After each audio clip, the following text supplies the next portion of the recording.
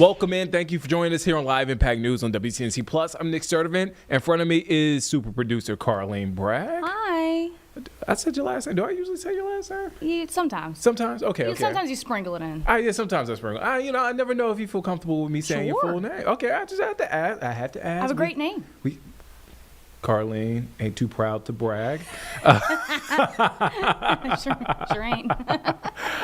It is Tuesday. We are chugging along this week. Are. Thank you for always tuning in.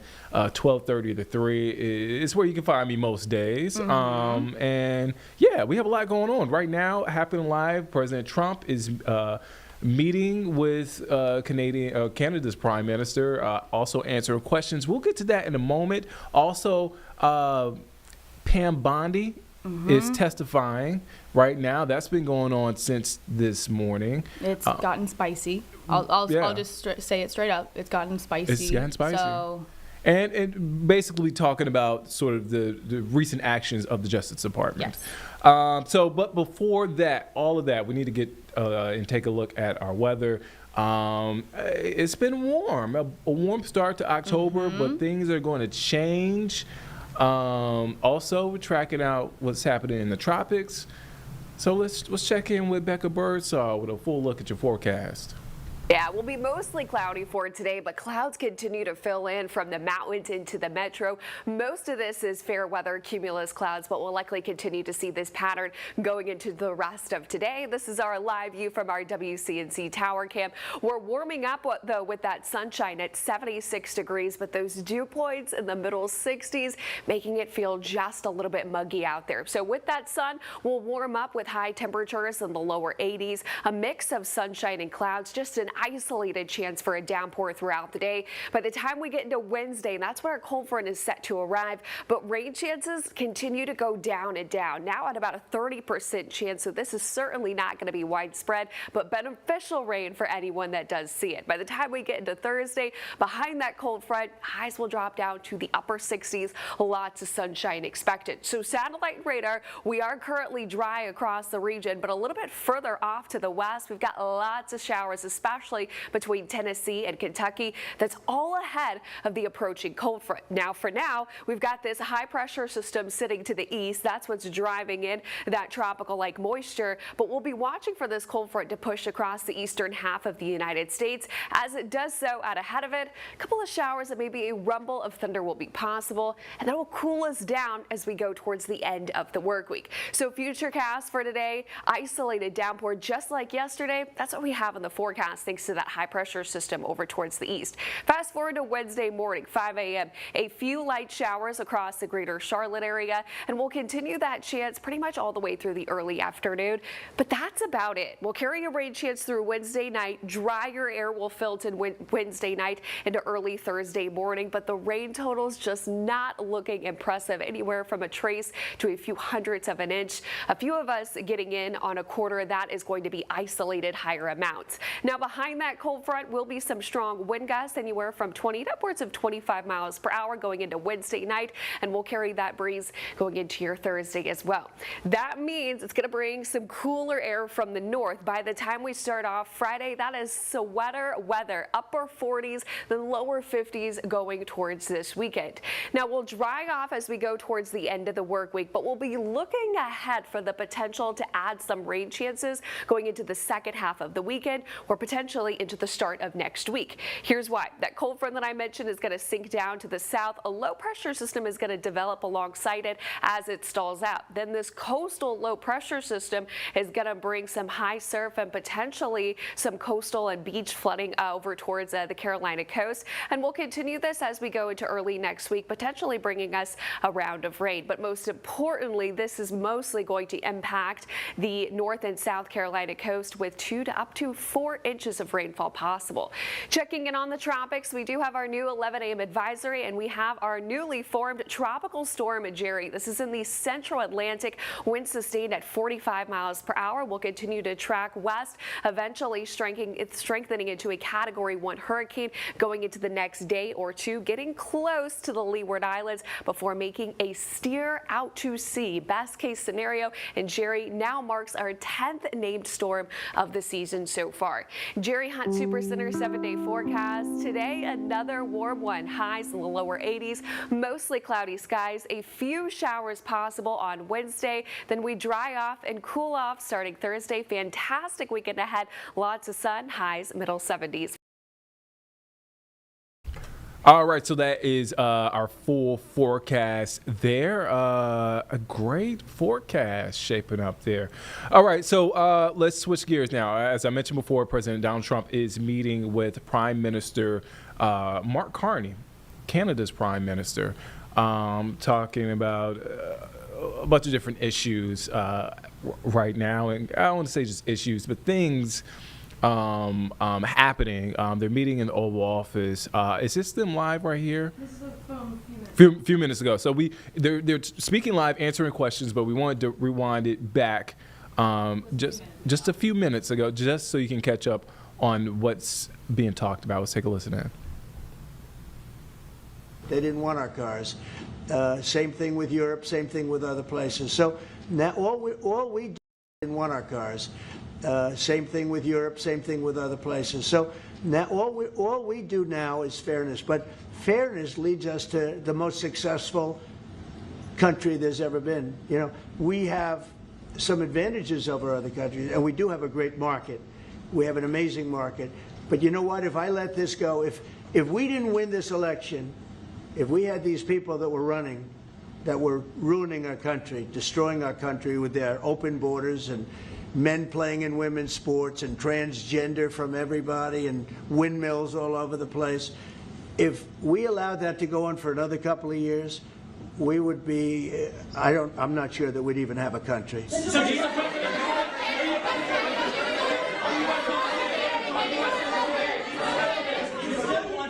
Yeah, Brian. And by the way, I'm not sure we would have even had a country. And now we have the most successful country in the world. Brian? Yes, sir. What is your message to Democrats ahead of a next vote to open up the government? The American people are saying, open the damn government. What's your message to them right now? Well, they're the ones that started it. They're the ones that have it. And it's almost like a kamikaze attack by them. You want to know the truth? This is like a kamikaze attack. They almost, you know, they have nothing to lose. They've lost the elections. They've lost the presidential election in a landslide. I saw the other day where Kamala said this was a very close election.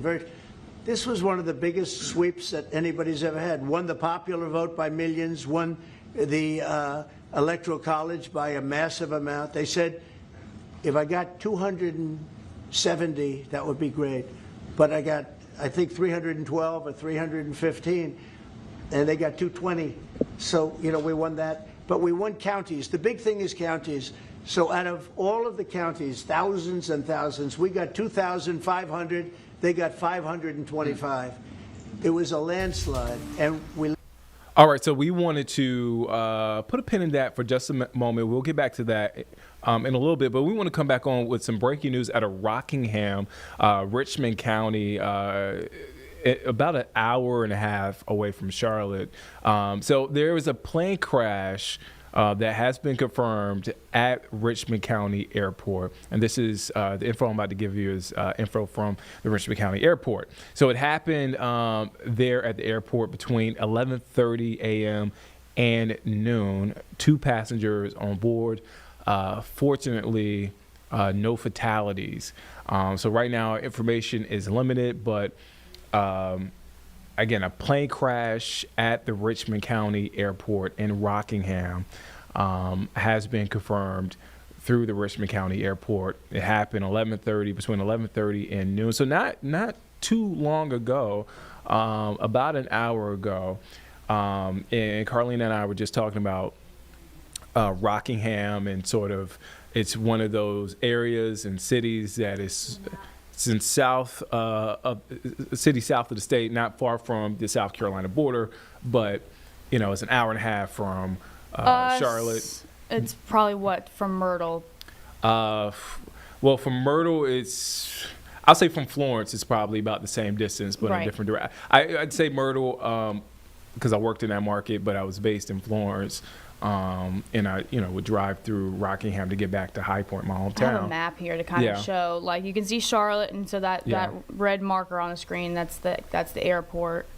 So it's not too far. Yeah, and but it's a little bit outside it's of about an hour and a half from us, but from Myrtle Beach, just to give you some perspective, because they cover the stories, about a little over 2 hours. Okay. Florence, South Carolina, which is a lot closer, right? Hour 18, so about the same distance. Yeah. Same distance. So it just is sort of is there.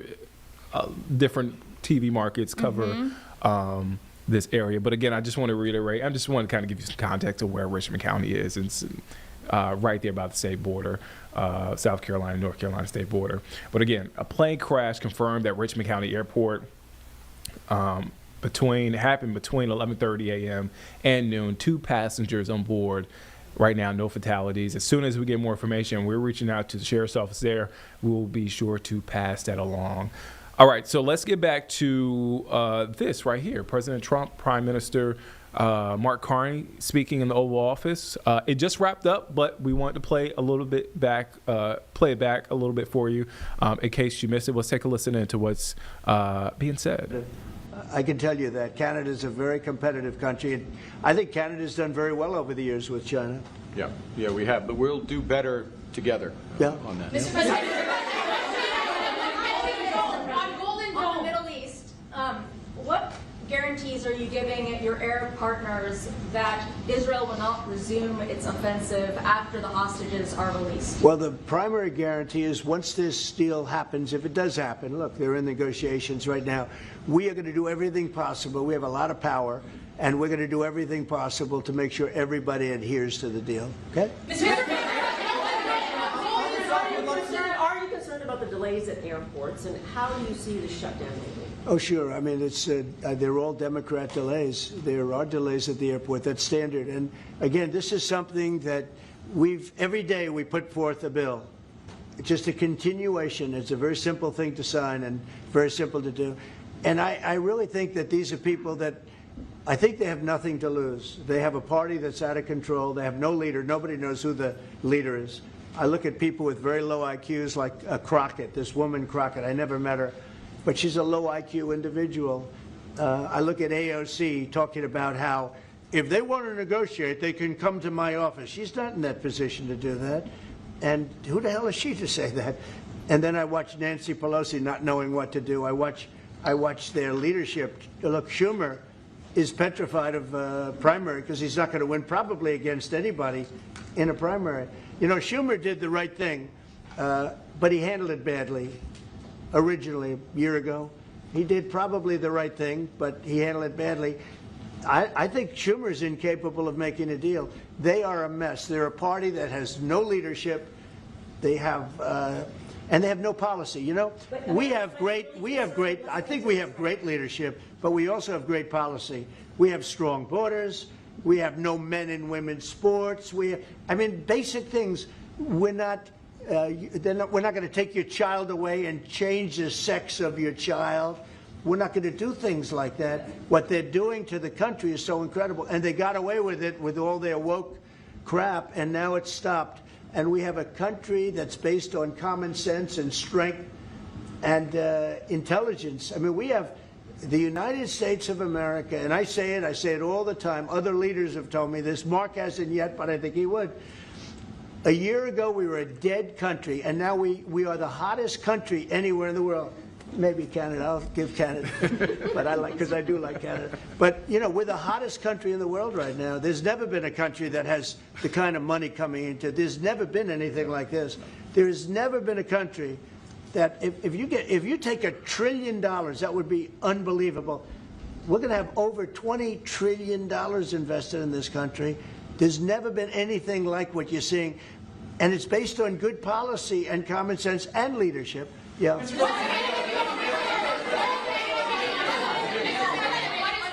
Mr. President, what is Canada giving you in return? If you say Mr. Carney is going to be leaving Washington happy, what's Canada giving you in return? Well, you'll find out, but I think the people of Canada, they will love us again. Most of them still do.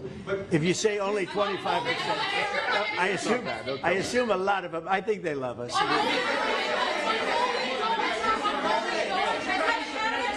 And you know what? I'm not the biggest hockey fan, but I like it a lot. And I watched some of the greatest hockey games I've ever. How good were those games, right? Yeah, very good. We're coming down for the World Series, Mr. President. Oh, good. Canadians. By the way, your team is looking for the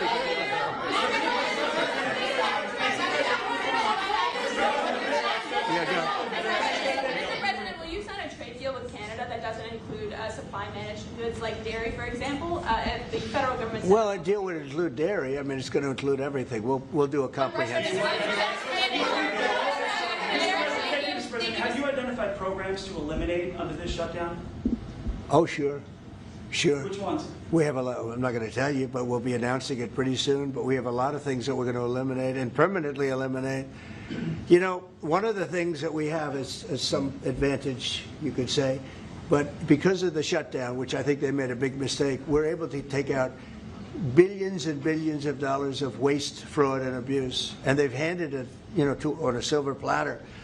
And you know Russell Vogt, he's a serious person, very serious person, and he's sitting there and he's getting ready to cut things. And this is something that was handed to us by, I assume, Schumer. I just don't know if Schumer has any power anymore. I look at your leadership. I don't know who to speak to. I'll tell you what. I'm getting calls from Democrats wanting to meet. I never even heard their names before, and they're claiming to be leaders. The Democrats have no leader. They remind me of Somalia, okay? You know? And I met the president of Somalia. I told him about the problem he's got. I said, you have somebody from Somalia who's telling us how to run our country. She's from Somalia. He said, would you like to take her back? He said, no, I don't want her. Okay, you know who I'm talking about? Say it again, please. How many permanent jobs are you talking about to be eliminated? Well, I can tell you, I'll be able to tell you that in 4 or 5 days if this keeps going on. If this keeps going on, it'll be substantial. And a lot of those jobs will never come back. But you're going to have a lot closer to a balanced budget, actually. Is there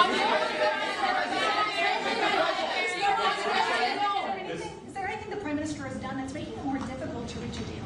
Say it? Is there anything that the Prime Minister has done that's making it more difficult or easier to reach a deal? No, I think he's a great Prime Minister. I mean, he could represent me anytime. I will tell you, I'm not saying that because he is a very strong, very good leader. He's a nice man, but he can be nasty. He can be very nasty, maybe as nasty as anybody. How? I think Canada, let me put it this way, I can tell you this because I deal with lots of leaders all over the world. He is a world-class leader. He's a man that knows what he wants, and I'm not surprised to see that he won the election and won it substantially, and I would think he's more popular now. He's a good man. He does a great job, and he's a tough negotiator. So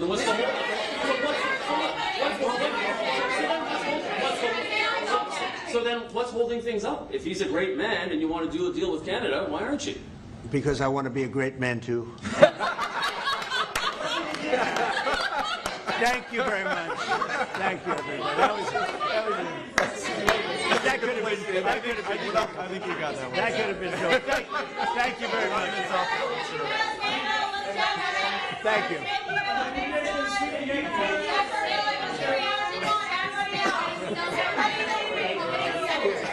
Thank you very much. Hard to finish on a better note. All right, so that was President Trump and Canada's Prime Minister Mark Carney answering questions there in the Oval Office. All right, let's take a break. We're going to be back here in 2 minutes here on Live Impact News on WCNC Plus.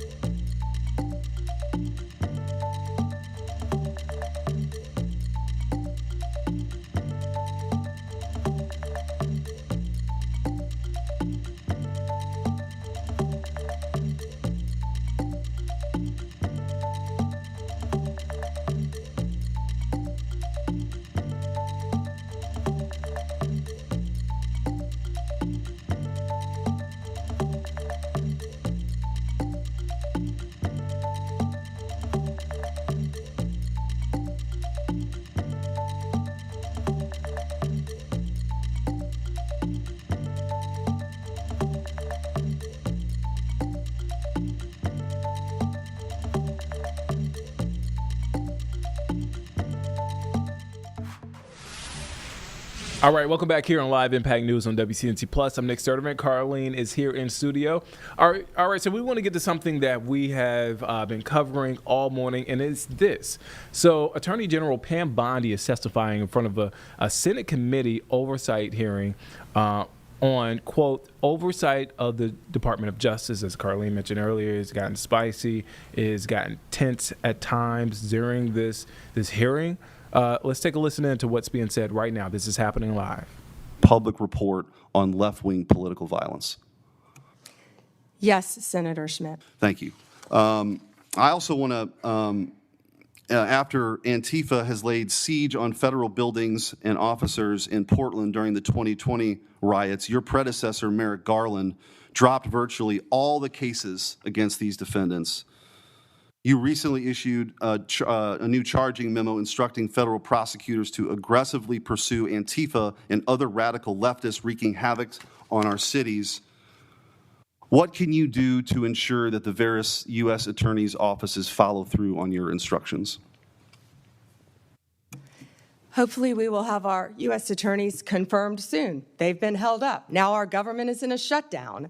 Yet our prosecutors are still working. Getting all of our U.S. attorneys confirmed would be a huge step forward, Senator Schmidt. But yes, our attorneys throughout this country will be focusing on that. And I want to thank you, too. So I talked to you during your confirmation hearing and also with Kash Patel of sort of, you've talked about your two pillars, which is to end the weaponization and to get back to actually crime fighting.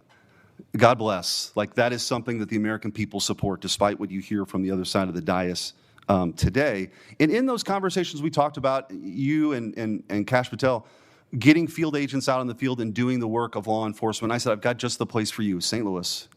And St. Louis has now received the largest per capita infusion of permanent FBI agents anywhere in the country, and they're working hand in hand with local law enforcement. That's what happens when you have state leaders work with federal partners to crack down on something I hope we could all agree is a scourge for our communities, which is violent crime. But that is not, J.B. Pritzker, I guess he wants his moment.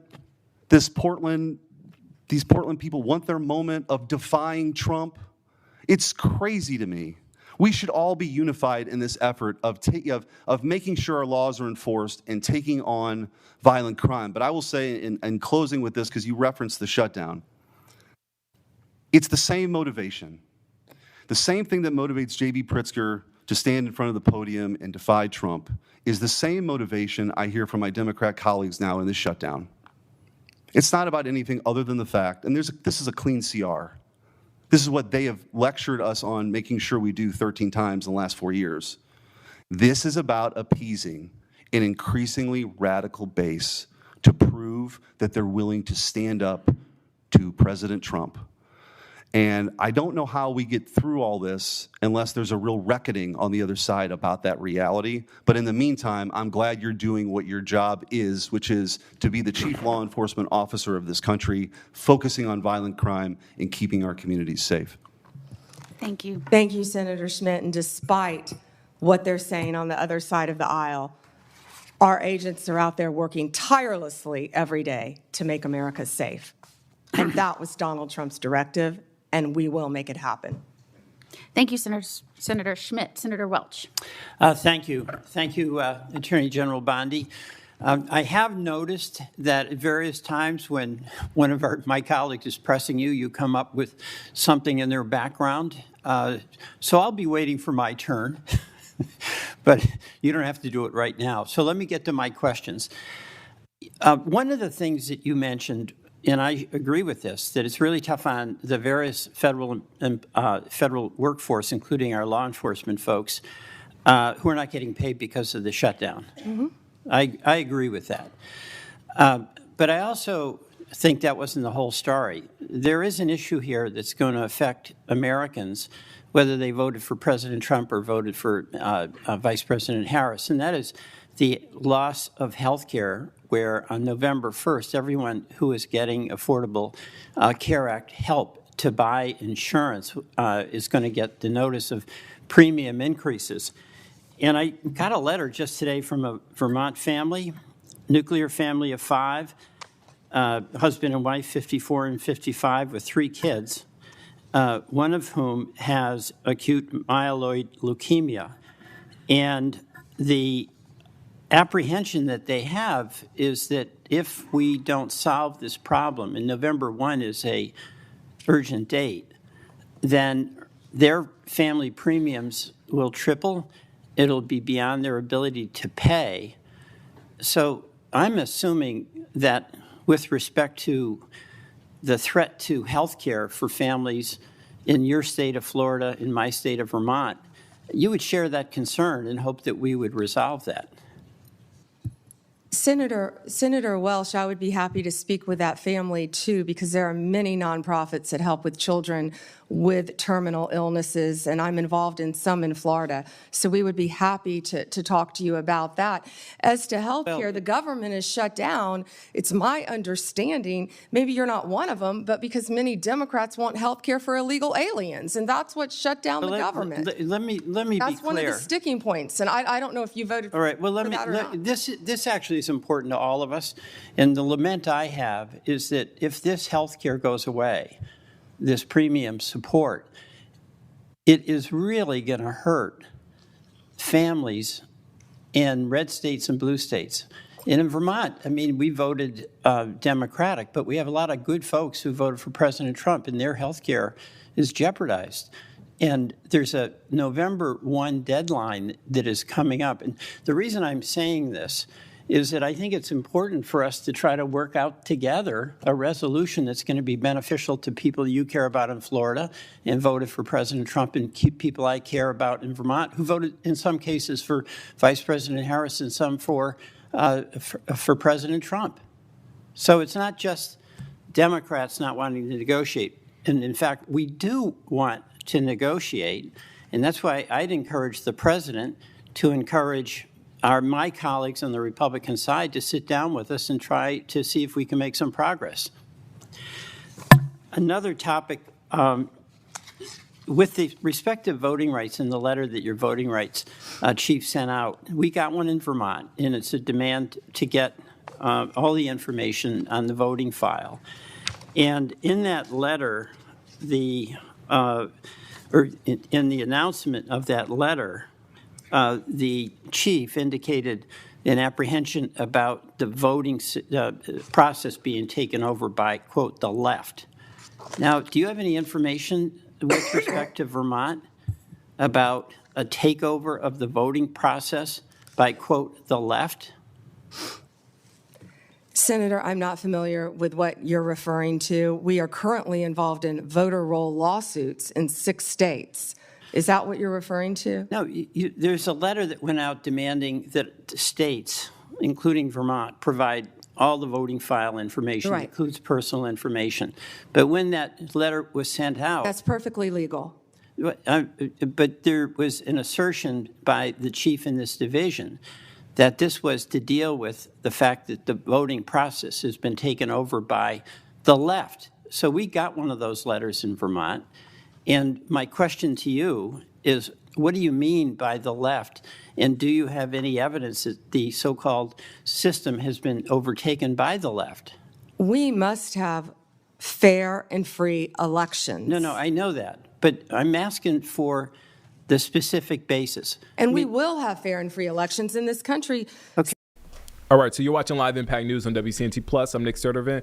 Right now, you're watching live. This is Attorney General Pam Bondi testifying in front of a Senate committee. And you see it right there on this panel, some of the highlights from what's been happening since this morning and what's been discussed. So I'll leave that there for a second. Again, this is Attorney General Pam Bondi testifying in front of a Senate committee there in Washington, D.C. All right, so we're going to take a step aside. We're going to take a break for 2 minutes here on Live Impact News on WCNC Plus. Thank you for watching us, and we'll be back in 2 minutes.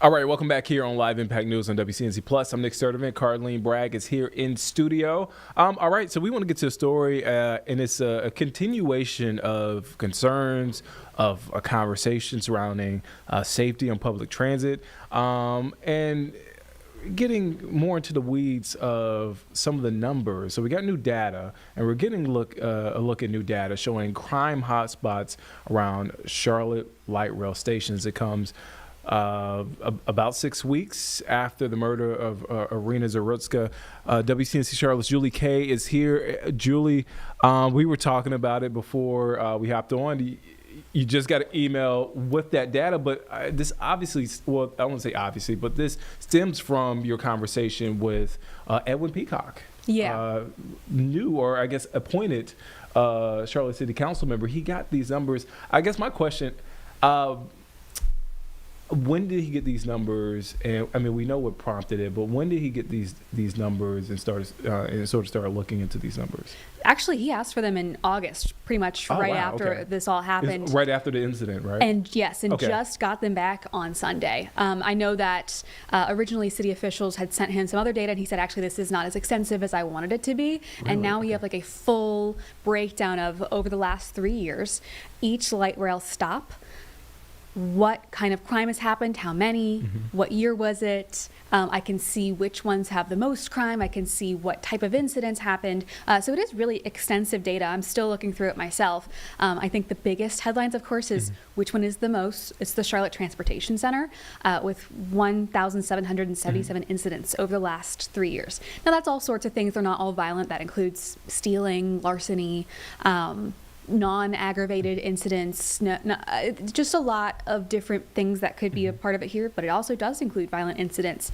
Other big headline being the East-West station where Irina Zarutska was murdered. We know that they had 560 incidents in that region, not all related to cats. I do want to be clear. It's within 1/8 of a mile, so it could be at a restaurant or a business nearby. Okay. But 560 incidents in the last 3 years, 6 of those were aggravated assault with a knife, which of course is what happened to Irina Zarutska. And so that's really interesting, I think. And so I got a chance to talk with Edwin Peacock, council member, about what this means to him and what that means going forward.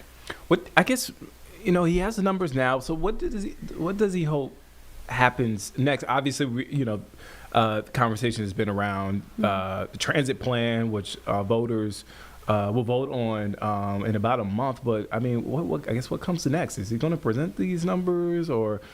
Yeah, I think that all the council members probably are going to take a good look at these numbers. It's a lot on the page, but I think the two things I mentioned are probably the biggest pieces they'll hone in on. And of course, that is the big question in general. What happens next? What do we do? Edwin Peacock's suggestions are some things that we've talked about before. Of course, more increased security.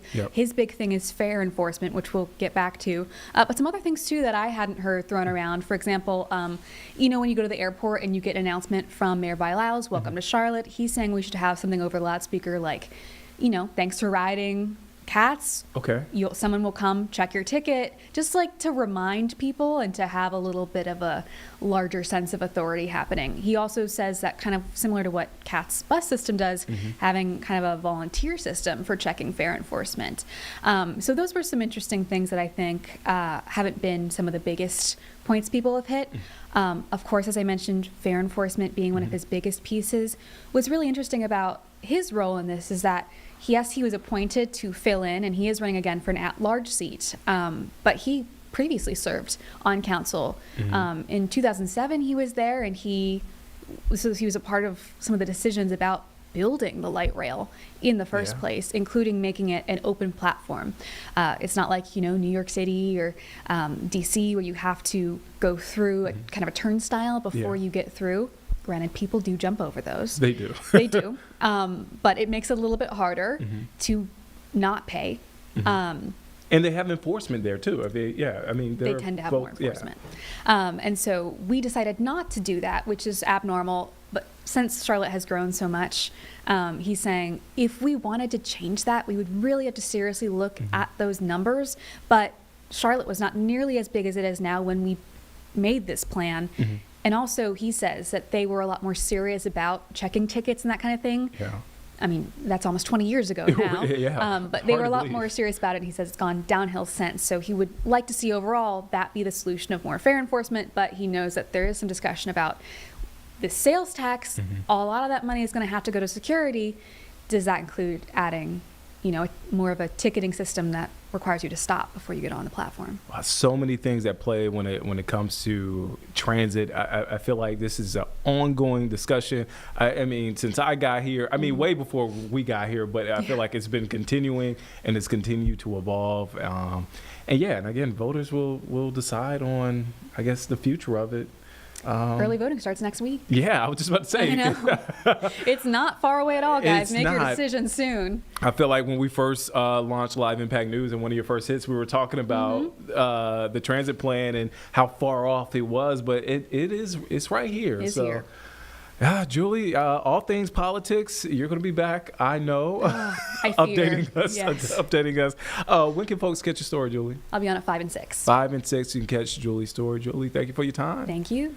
All right. Okay, so let's go back to something live there. Senator Tom Tillis this is now his turn talking to AG Bondi. All right. Yes. Let's take a listen in. That said, another Georgia, South Carolina, nearby. But they're an island and they sell pot.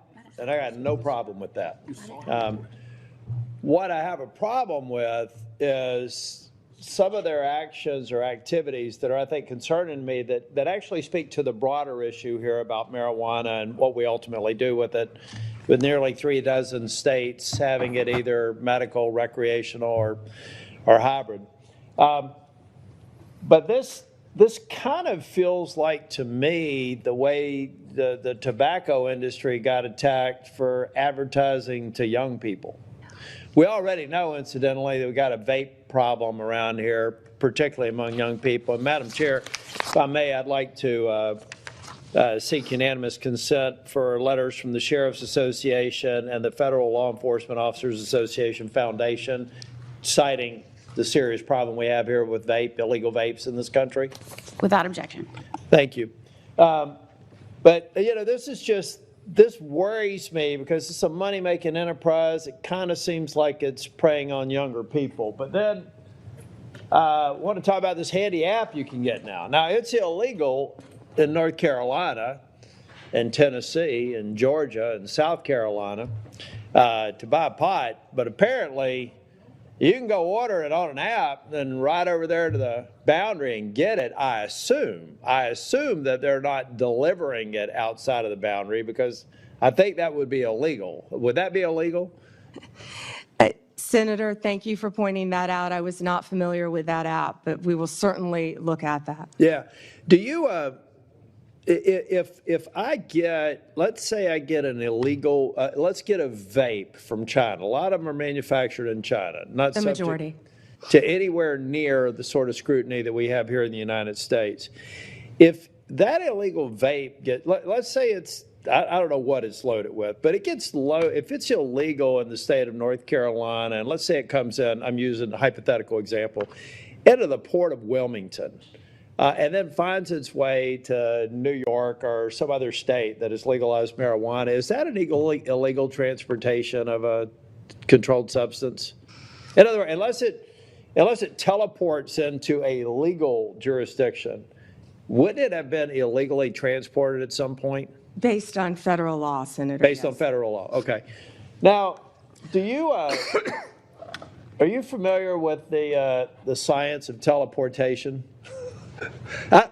No, Senator. I don't think it's been perfected yet. And so it requires a physical movement from one place to the other. I've asked a number of people when they've come before this committee, and hopefully I can get your attention on this too, General Bondi.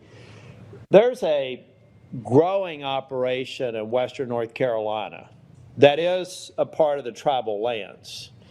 The problem is I can't find any legal way to get this pot that is grown here to the dispensary that's in another non-contiguous area of the boundary. So you see what I mean? I'm just trying to figure out how the eastern band of the Cherokee are legally transporting what they're growing at scale here to what they're advertising in Charlotte on the billboards as one of the country's largest dispensaries, and apparently also offering to let you buy it online. So can I get your commitment within the DOJ, not you personally, but that can I just get a definitive answer that there's no there, that they are legally transporting it, or that we do have something here that doesn't seem to comport with federal law? Yeah, Senator, I will absolutely have my team look at that issue, and I'm not familiar with that establishment.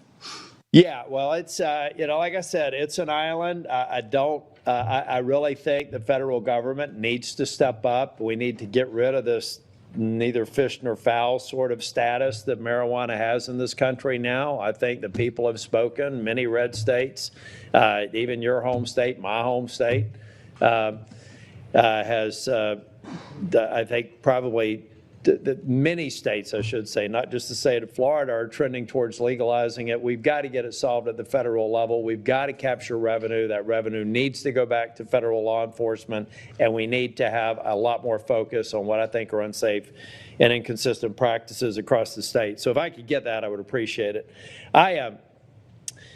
General Bondi, I'm kind of a boring management consultant, nerd that believes in best practices as a way to kind of move forward and create consistent outcomes. I'm having a real struggle right now with the National Guard being deployed and masking the abject failure of leaders at the state and local level. So give me some sense of if the deployment of the National Guard to Chicago or Portland is necessary to kind of create a shock to the system, do you believe that that's a best practice or just a necessary evil until we regen the extraordinary work I've seen on joint task forces every day in North Carolina with absolute cooperation between state, federal, and local officials? Is that the best practice that we should get to, or is this deployment of the National Guard a part of an emerging best practice that I just don't get yet? Yeah, Senator Tillis, seeing what's happening in Chicago, they need the National Guard. Our ICE members need the National Guard to protect the national buildings. Oh, 100%. I'm talking about when it wades into local law enforcement. See, Well, I felt like deployment in D.C. made sense because of the hybrid nature of D.C. What I'm saying is outside of that, defending federal buildings and federal law enforcement, addressing, I think you mentioned over 500 murders in Chicago, it would just seem to me that all those bums should be thrown out in an election. And are we masking an underlying problem that will come back the minute we leave? That's what I'm talking about. Not the protection of federal buildings and federal law enforcement officers, but almost the sense of they become an arm of local law enforcement. I don't consider that a best practice. It doesn't sound like you do either. Well, I don't believe our National Guard want to be doing that, but they're going to be where they have to be to keep Americans safe. In Memphis right now, the highest violent crime rate in the country. I was on the ground with Secretary Hegseth there, and our Guard was there, and they were thrilled. They're ready to help, and we used all Tennessee Guard there. Secretary Hegseth used all Tennessee Guard. They're working hand in hand with the Memphis Police Department, who I believe we're very happy to have them there, helping them to keep Memphis safe. Can I go back to the vaping again that you brought up, please, Senator? So I went to Chicago, actually, with Secretary Kennedy, and it was just outside of Chicago in a suburb. And we were there talking about the illegal vapes and what parents need to know. This is a bipartisan issue. What people need to know, these illegal vapes, they're all over this country. You can buy them in convenience stores. You can buy them in grocery stores. One vape is the equivalent of, I believe, 20 cigarettes. The flavored ones are illegal, and they're targeting children, what you said earlier. Some of these vapes, and I had never seen this until we were there, even have video games attached to them. That's not targeting an adult. It's targeting a child. And they're also, the majority, are coming in from China, which is illegal, and they're lacing them with THC. Now, right now, I can't say that I have seen deaths with fentanyl laced, but we want to get on the front end of this because that's what's next. We have to do If we and don't hopefully control this that, in every single one of our states, Yep. that's what's next. And for the first time, we're getting on the front end of a very serious problem around our country. And Senator Moody, you fought this as well. So thank you for letting me address that, Senator Tillis. And parents need to know that. We do. We need to focus on it. And all I'm saying from a political standpoint is that if we're only, well, let's get President Trump is termed out. He'll only be able to serve out his second term. And I believe the president is absolutely focused on making these dangerous cities safer. I reject any notion that Charlotte's on that list, by the way. So whether you're a Democrat or Republican, bring it on. But I see 3.5 years from now, if we don't address the systemic problems, that what we've basically done is given a governor and mayor and city councilman a pass on failing to protect their people. I was formerly Speaker of the House in North Carolina. If I thought I had to have the president deploy troops to keep North Carolina safe, I would have considered myself a failure as a state leader. And so I just hope we strike the balance so that we're not fixing a problem temporarily, only to come back, maybe even worse than the problem we're fixing the moment this president who's committed to local safety leaves. And that's something that we have to talk about. So we're leaving something behind. And I'm going to yield back. Thank you. Senator Tillis. Senator Schiff. Thank you, Madam Chair. Attorney General Bondi, at your confirmation hearing in January, made a clear commitment you would not politicize your position. We are here today at your first oversight hearing 9 months into your tenure, at a time when hundreds of career prosecutors have quit because they were required to take unethical actions at odds with that promise, or feared that they would have to take such actions if they remained on the job. When over 1,000 former federal prosecutors have sounded the alarm about the unprecedented degree to which the powers of DOJ are being abused to go after the president's enemies. I approach this hearing with a heavy heart. As a former federal prosecutor myself, I served in a department that, whether it was under a Democratic or Republican president, would never use the office to go after the president's enemies or to hide the corruption of his friends. But today, the Justice Department has been used to cover up the possible corruption of the mayor of New York, or of a high-level administration official taking $50,000 reportedly in cash in a bag, or a child sex predator who befriended the president and some of his cabinet members. And instead of preventing partisan weaponization, your department has engaged in a brazenly political prosecution at the president's explicit direction. The department has become President Trump's personal sword and shield to go after his ever-growing list of political enemies and to protect himself, his allies, and associates.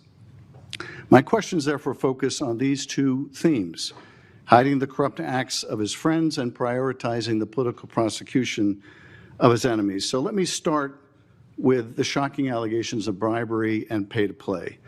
2 weeks ago, 4 major media outlets reported that Tom Homan, the president's top deportation official working in the White House, took $50,000 in cash in a bag from undercover FBI agents in September 2024, just over a year ago. According to these reports, Homan indicated he would facilitate securing contracts in exchange for money once he was in office in a future Trump administration. Reportedly, this exchange was caught on tape. Rather than pursue this investigation without fear or favor, the department and the FBI under your leadership or that of your predecessor before you confirmed quietly shut it down.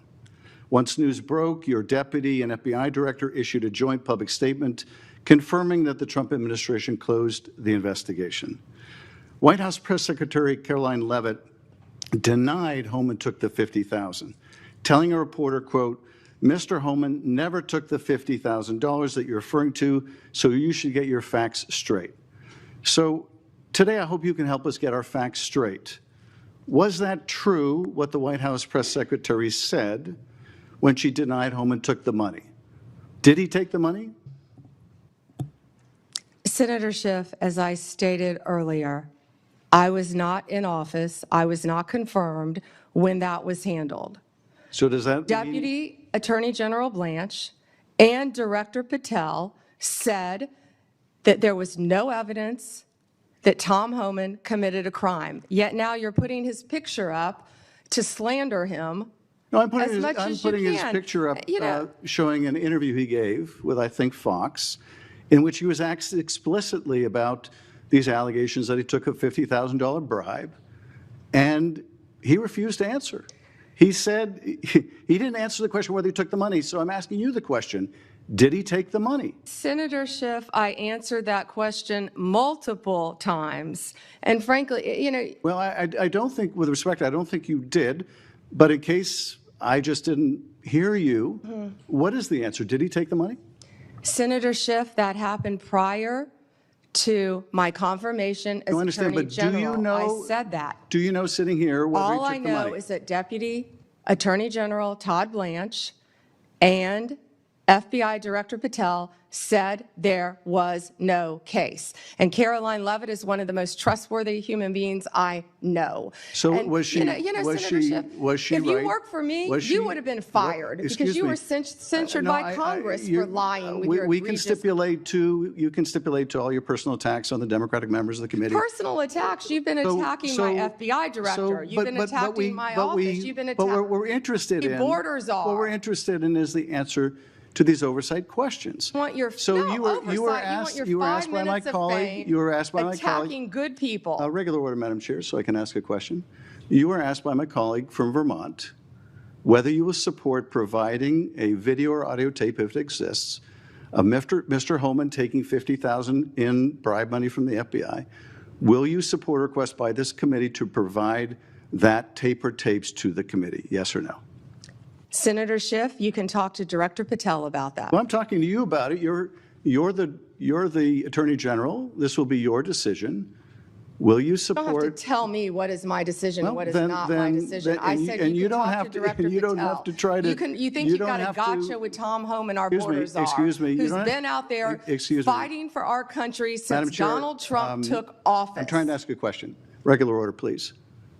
And you don't have to defer to the FBI director to pass the buck. So I'm asking you, will you support a request so that the committee, or indeed I believe the American people, should be able to see that video or audio tape? Will you support that request? Will you apologize to Donald Trump for trying to impeach him? The answer is you won't support that request. After you now know that Joe Biden tried to cover up Hunter Biden's involvement with Ukraine. Let me do this, because I think it's valuable that the American people get a sense of what you've refused to answer today. So these are just some of the questions you refused to answer, or have answered with personal attacks on members of this committee. You were asked whether you consulted with career ethics lawyers, as you promised you would do during your nomination hearing, when you approved the president receiving a $400 million gift from the Qataris. You refused to answer that question. You were asked who or what role you may have played, or who played the role in asking that Trump's name be flagged in any of the Epstein documents gathered by the FBI. You refused to answer that question. You were asked whether Homan kept the $50,000 bribe money. You refused to answer that question. You were asked whether Homan paid taxes on the $50,000 bribe money. You refused to answer that question. You were asked, did career prosecutors find insufficient evidence to charge James Comey? You refused to answer that question.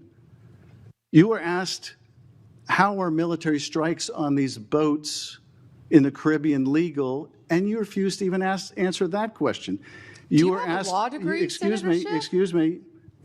You were asked, did you discuss indicting James Comey with the president? You refused to answer that question. You were asked, did you approve the firing of antitrust lawyers who disagreed with the Hewlett-Packard merger? You refused to answer that question. You were asked whether you support a restoration fund for violent insurrections to attack the Capitol on January 6th. You refused to answer that question.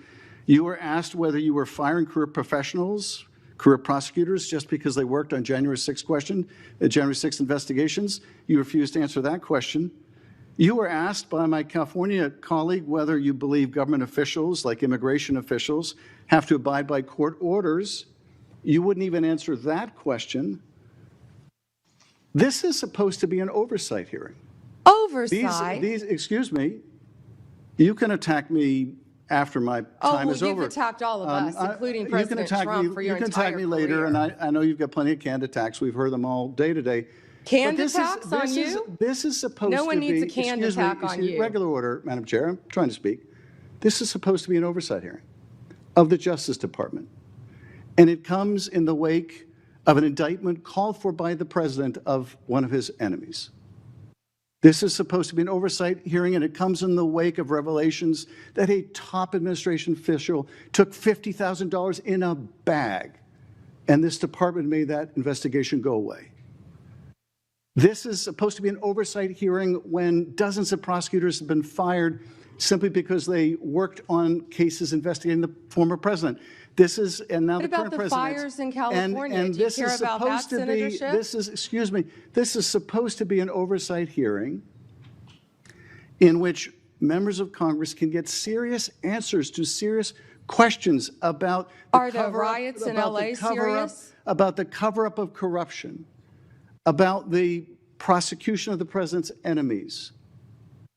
And I think you owe the president an apology. When will it be that the members of this committee on a bipartisan basis demand answers to those questions and refuse to accept Clearly you're a failed lawyer refuse because to you don't accept, understand when someone can and cannot refuse answer to a accept question. personal slander as an answer to those questions. Personal slander? With Will that, you Madam Chair, apologize to Donald I yield Trump back. for slandering him? Personal slander.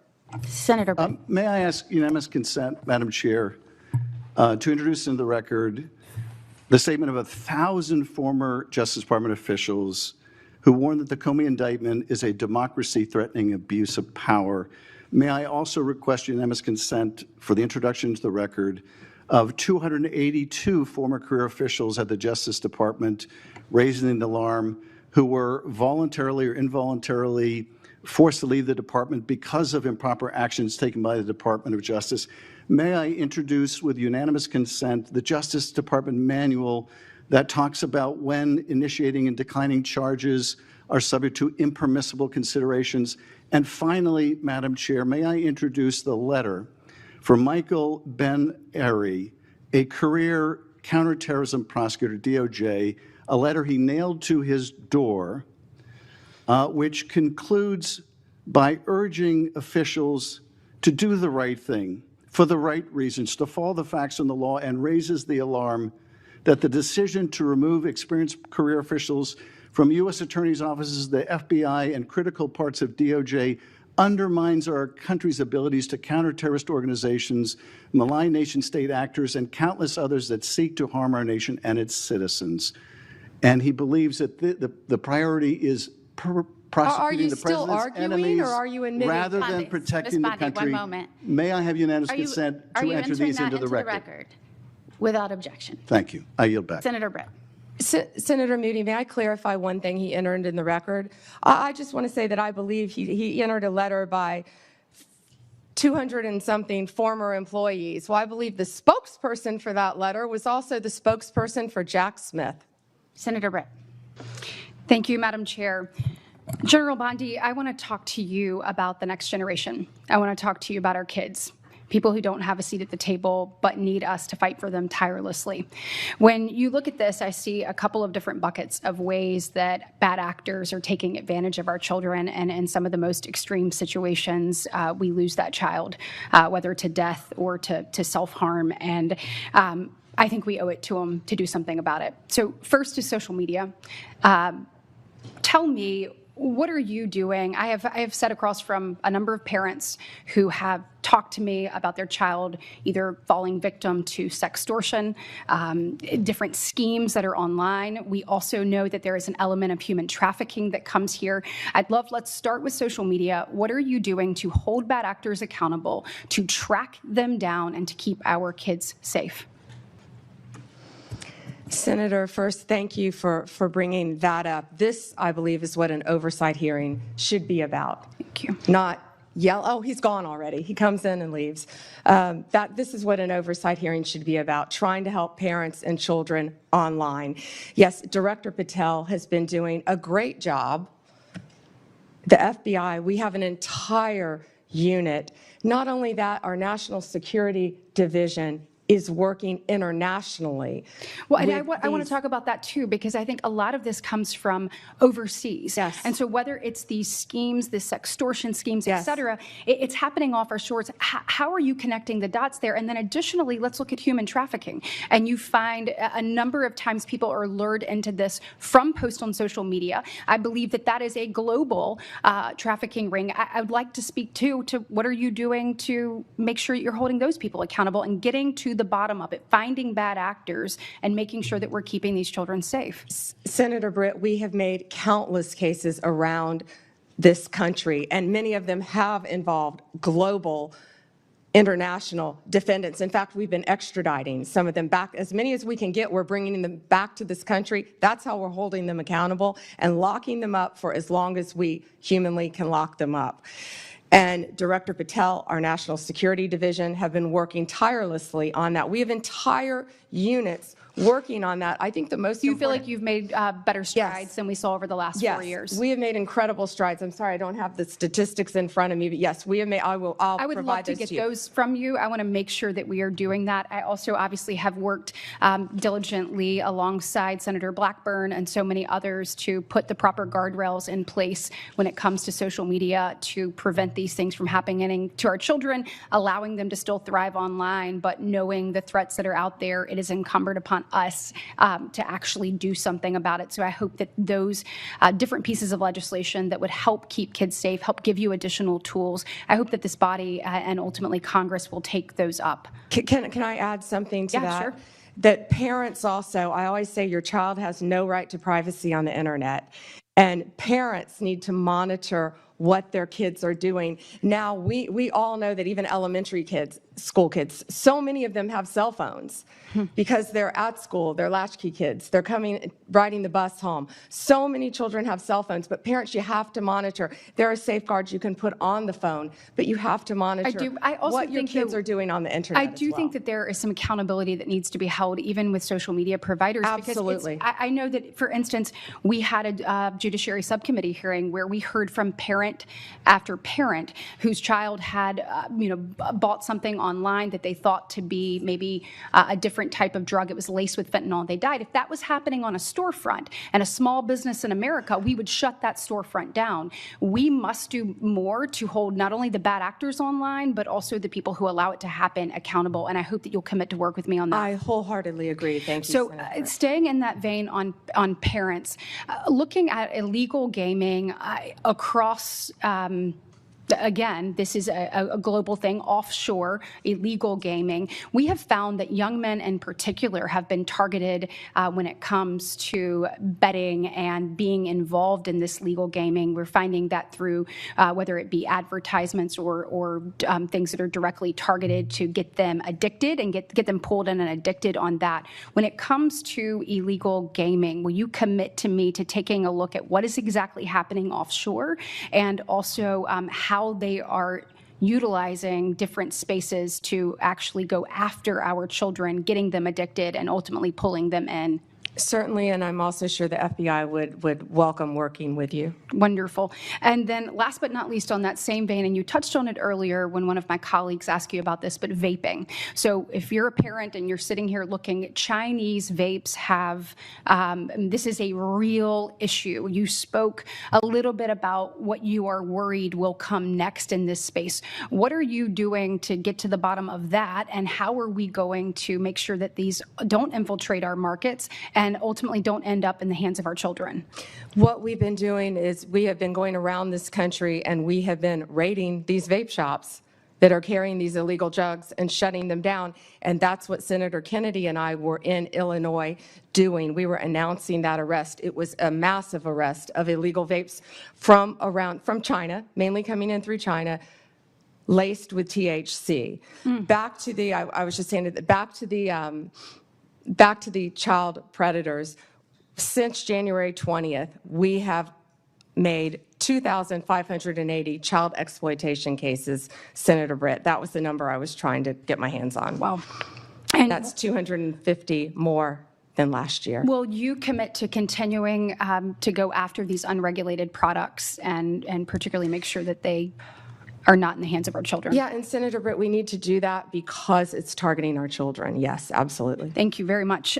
Today is obviously the second anniversary of the horrific attacks on October 7th. And this morning I had an opportunity to listen to stories of some individuals that had been held hostage, some of the families that will never get their loved ones back, and some that are hoping that there is a resolution soon and they once again get to embrace their family member that they have not seen in over 700 days. It was a reminder of, one of them said, you know, I can breathe, but I can't live until this is resolved. And we know, in addition to this horror and nightmare that they have been living for the past 2 years, we have seen a rise in anti-Semitism here on our soil. When we said never again actually has to mean never again. And I know that you and I spoke about this briefly when you were in front of this committee, but can you talk to me about the work that DOJ is doing to combat that rise in anti-Semitism and to hold offenders of that, to hold them accountable? And Senator Britt, thank you for again bringing up that today is the second anniversary of that horrific attack on Israel.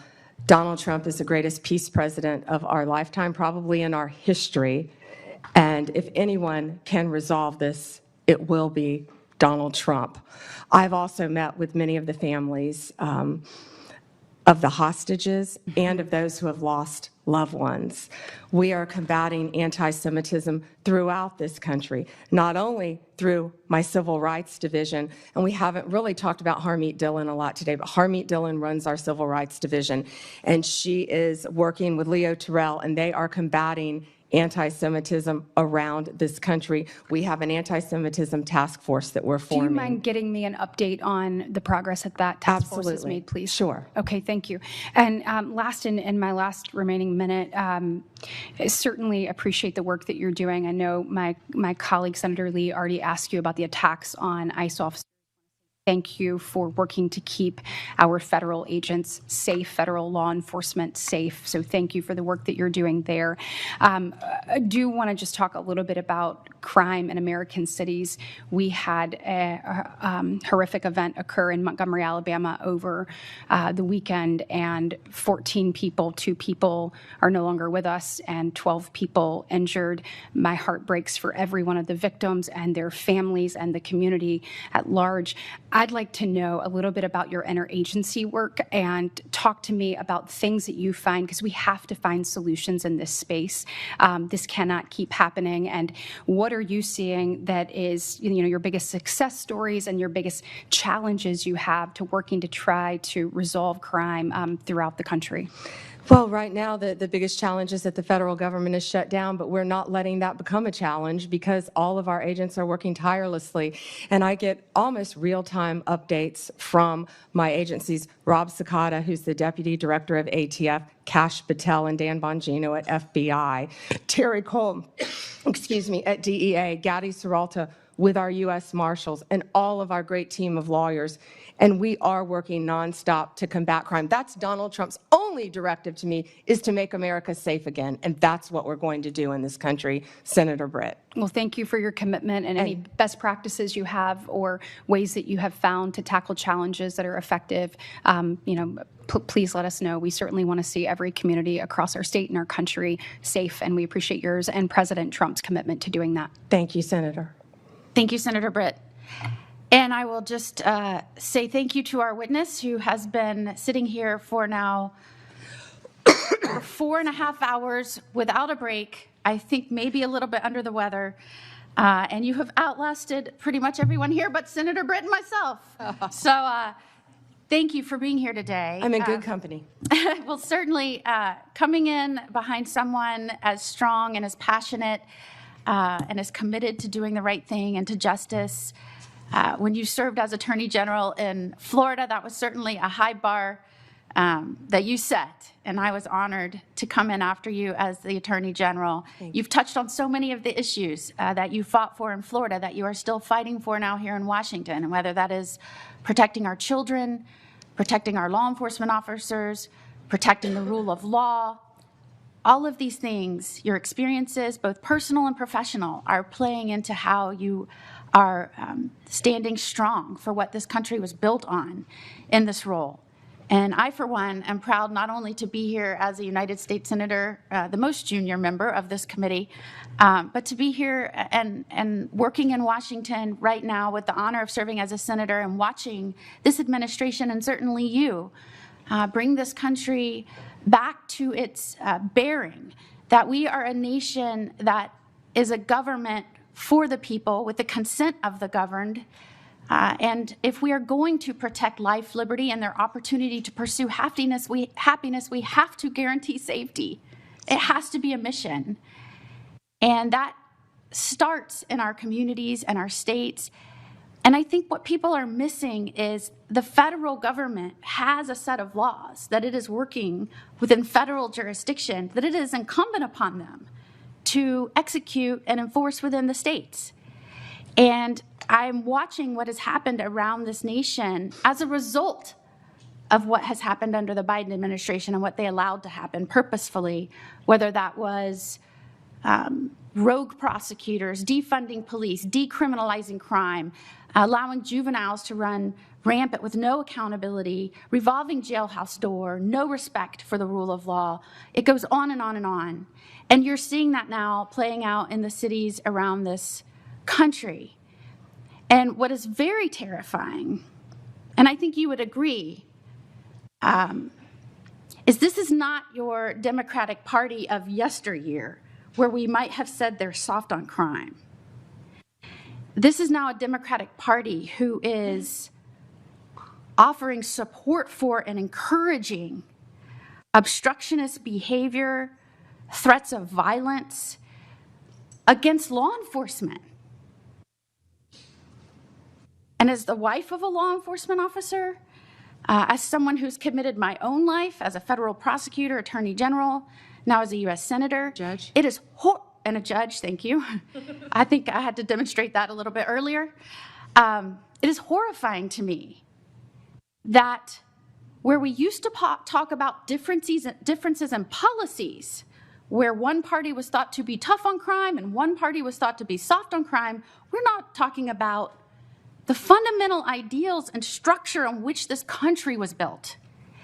And I have been horrified watching the partnership between a governor in Illinois and a mayor in Chicago, and the collaboration, some might say the corruption, and the rhetoric they are using. And I have to say this because I think for somebody like you and somebody like me, it makes you extraordinarily concerned for the success and future of this country. Pritzker, he uses words like, this is an unconstitutional invasion of Illinois, militarized CBP and ICE agents to the street of Chicago to cause violence and chaos in the city. And I quote, Pritzker, people are getting detained, they're getting arrested, U.S. citizens, making it a war zone. Pritzker, it's a war zone, and they are using tear gas and chemical agents at peaceful protesters. Pritzker, they are waging war on our people. Pritzker, we must now start calling this what it is, Trump's invasion. Not to be outdone, though, by Johnson, who says that, and I quote, law enforcement is a sickness. We have a rogue, reckless group of heavily armed mass individuals roaming throughout our city. Johnson, ice lies and people die. Johnson, the Trump administration must end the war on Chicago. Johnson, in the coming weeks, we will use this as an opportunity to build greater resistance.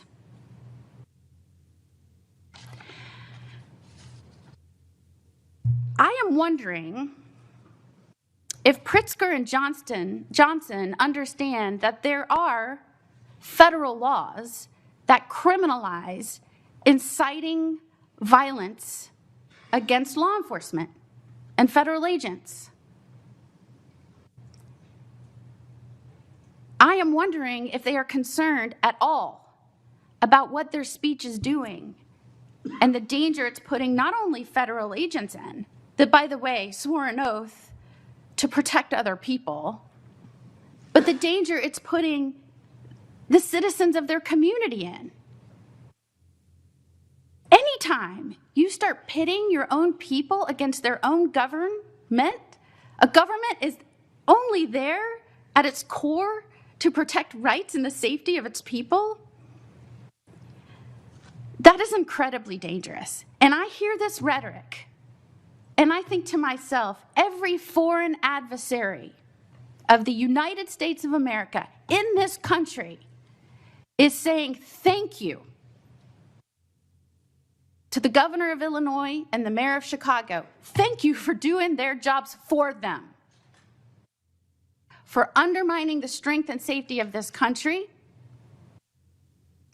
and for gaslighting the American people as we are trying to shore up the stability of our communities. And that puts you in such a remarkable, important position right now. You are the top law enforcement official in this country. And you have a responsibility to call out this rhetoric. And when it violates and crosses over from free speech into inciting violence, we have to call that out. We have to remind the American people that we are dealing with the aftermath of millions of undocumented allowed to flood into this country. I know because I litigated it and I fought against it. And when I had to get through litigation documents that showed their plan was to step back and let the border be overrun, when nobody believed that was happening, it was people like us that said, this is happening. They're allowing our country to be overrun. They're allowing, through rogue prosecutors and an undermining and demoralization of law enforcement, for our cities to fall prey to criminals. They are allowing this to happen. And they are doing so, trust me, cheered on by our adversaries. And it takes someone with strength and the ability to take the criticism for 4 hours and 40 minutes and sit here resolute in your commitment to uphold the rule of law. And I know the only reason that you can do that is because what you went through in your prior life, working hand in hand with law enforcement, seeing what their families went through, holding the hands of victims, not letting these people turn our heroes into villains, and certainly not letting these people make the United States of America appear anything other than what it is. It is a country that protects, first and foremost, our people's rights, and we do so by also guaranteeing, with the consent of our government, that we'll focus on their safety. And that is why I was so glad you started out this hearing with my mission is to protect the people and prosecute violent crime, and to make sure the corruption that happened again under the last administration can never happen again.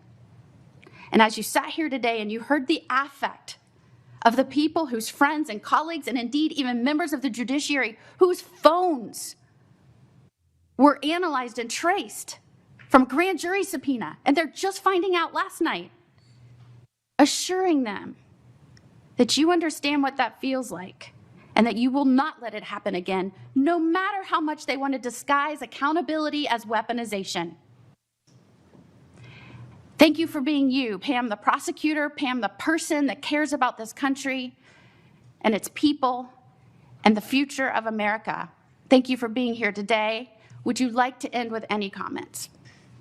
Thank you, Senator Moody. And, you know, they may try to destroy our country, but they won't. They won't be successful, nor will our foreign adversaries, because we have the greatest president in Donald Trump, and he will make America safe again, and he will keep us safe. Thank you, Senator, and thank you for all you do. And we will keep the record open for a week. I know Senator Whitehouse wanted to offer some comments for the record and any other additional questions, and we'd ask that you respond to those. I'm sure he did. Thank you so much. And with that, the hearing is adjourned.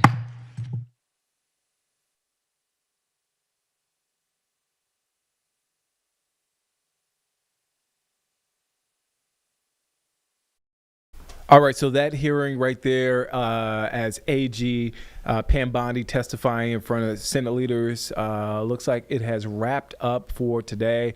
It has been a long day full of testimony from Attorney General Pam Bondi. At points, it was tense.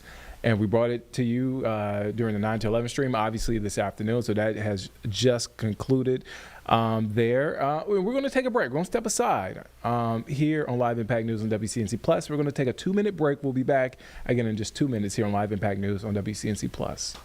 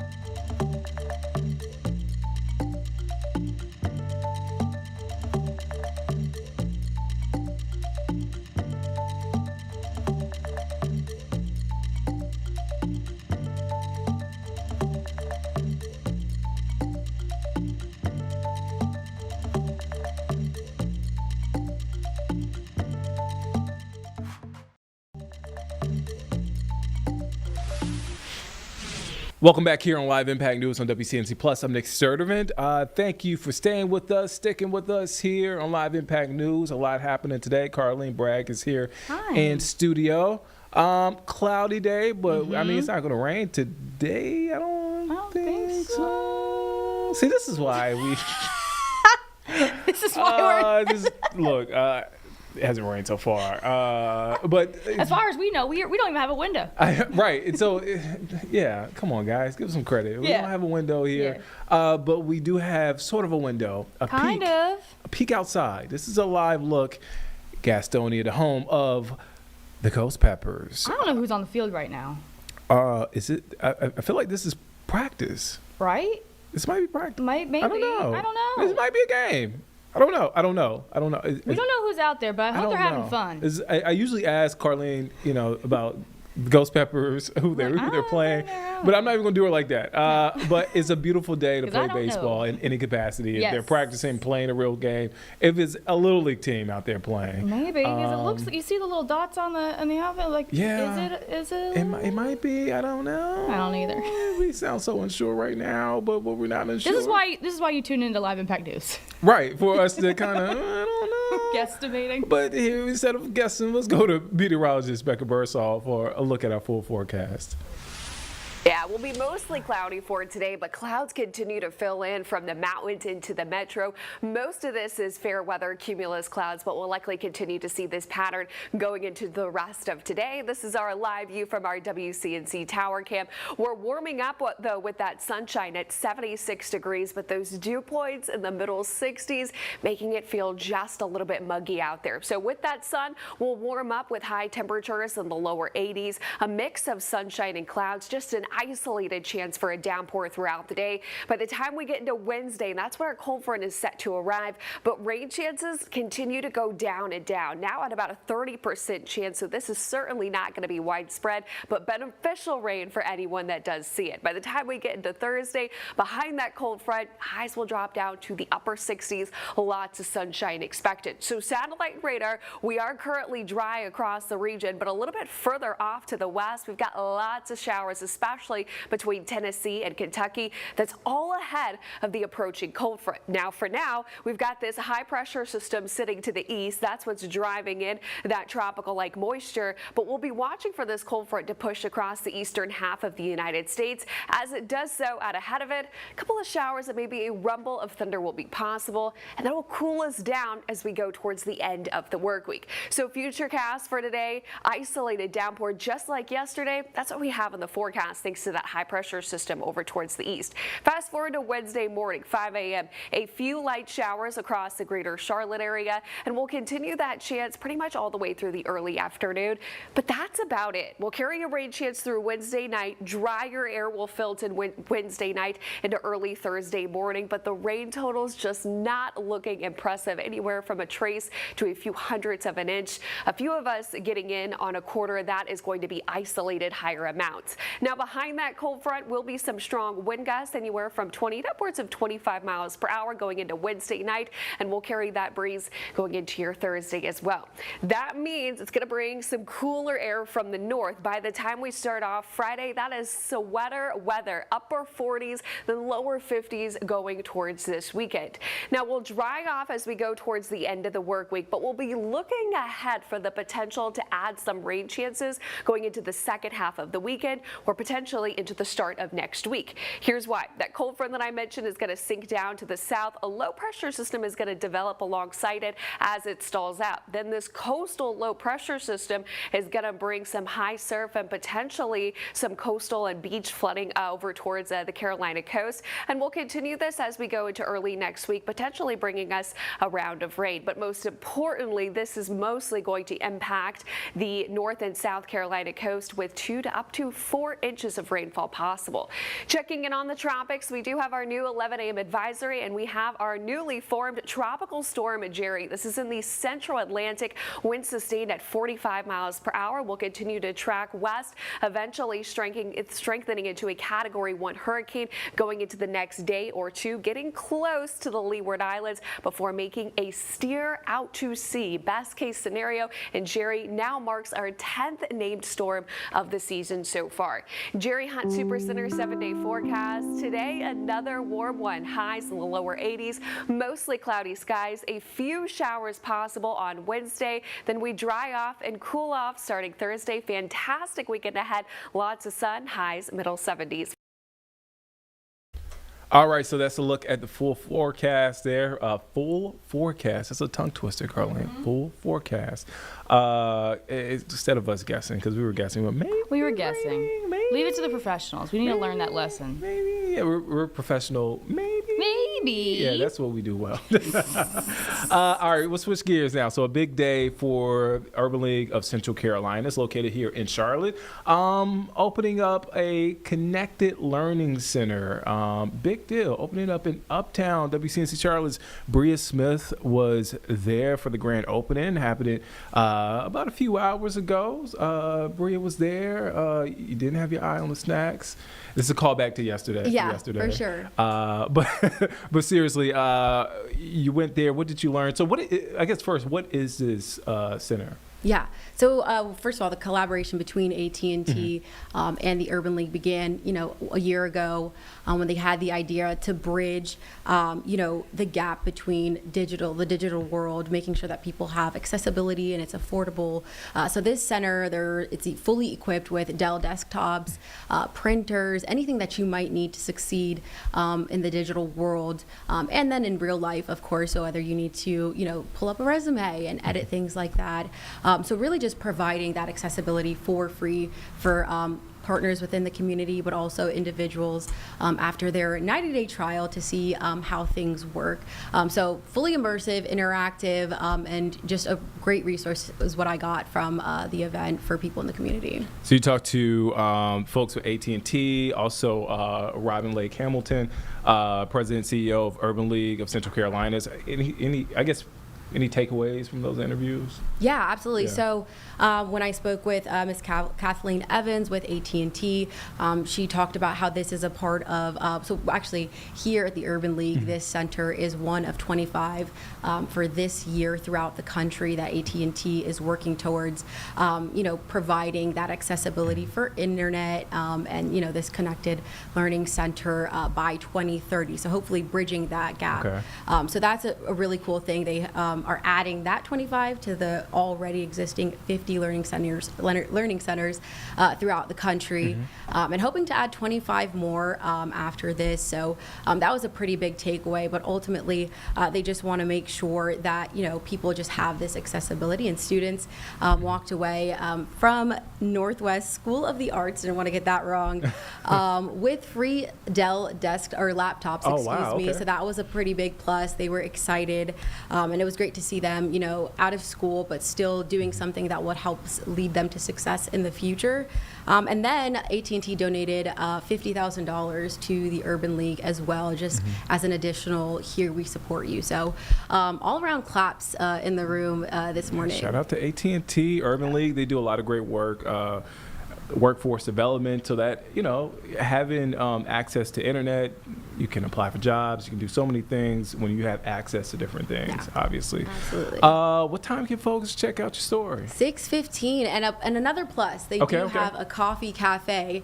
Going back I wasn't to gonna bring it up, I had my eye on the coffee. Have to throw that out there, and they're really excited about that. So it's just another perk of what they're already providing. You had your eye on the coffee, but you did not get any coffee. No, I didn't. To be fair, I had coffee in the car earlier, so that was my one for the day. All right, Bria. Again, 6:15. You can catch your story. Incredible story there. The Connected Learning Center partnership between AT&T and the Urban League of Central Carolinas. Bria, thank you for your time. Thank you. All right, so let's shift gears. Let's talk some football. Let's talk Carolina Panthers. Carolina Panthers. I'm still on a little bit of a high of the win on Sunday. Carlene?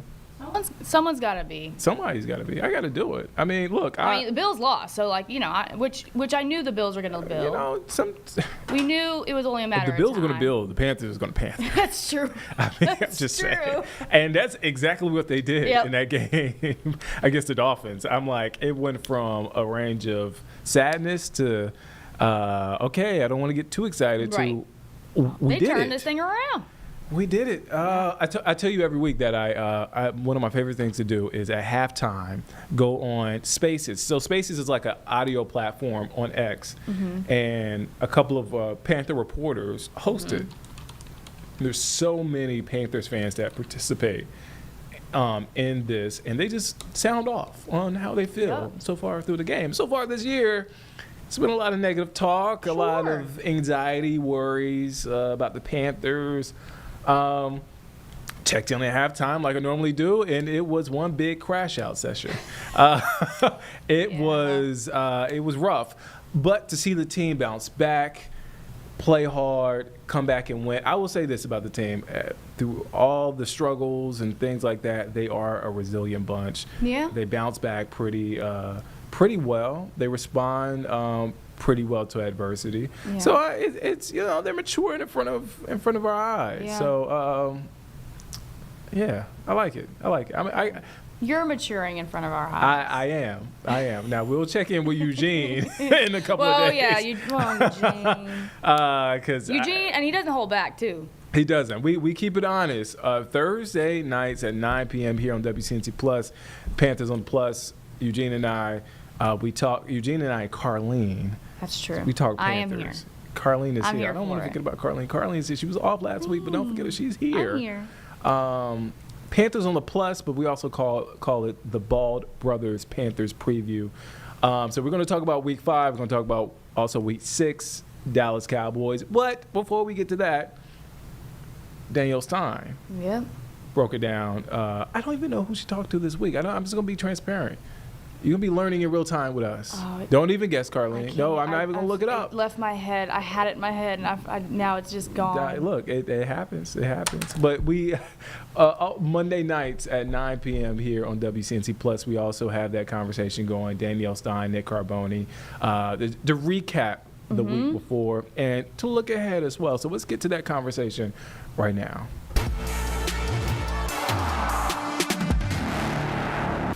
We've got our second Victory Monday of the season here on Panthers on the Plus. Danielle Stein, joined once again by Alec Zetlow of the Charlotte Observer. Thanks again for coming back. I mean, we had such a fun time last week, but hey, this time we get to talk about a win. I'm thrilled. I'm truly, truly thrilled. Honestly, it's great. So you and I were both actually at Roval 400 yesterday, so we were not in the flesh watching that victory happen. But I know, of course, we're very plugged in.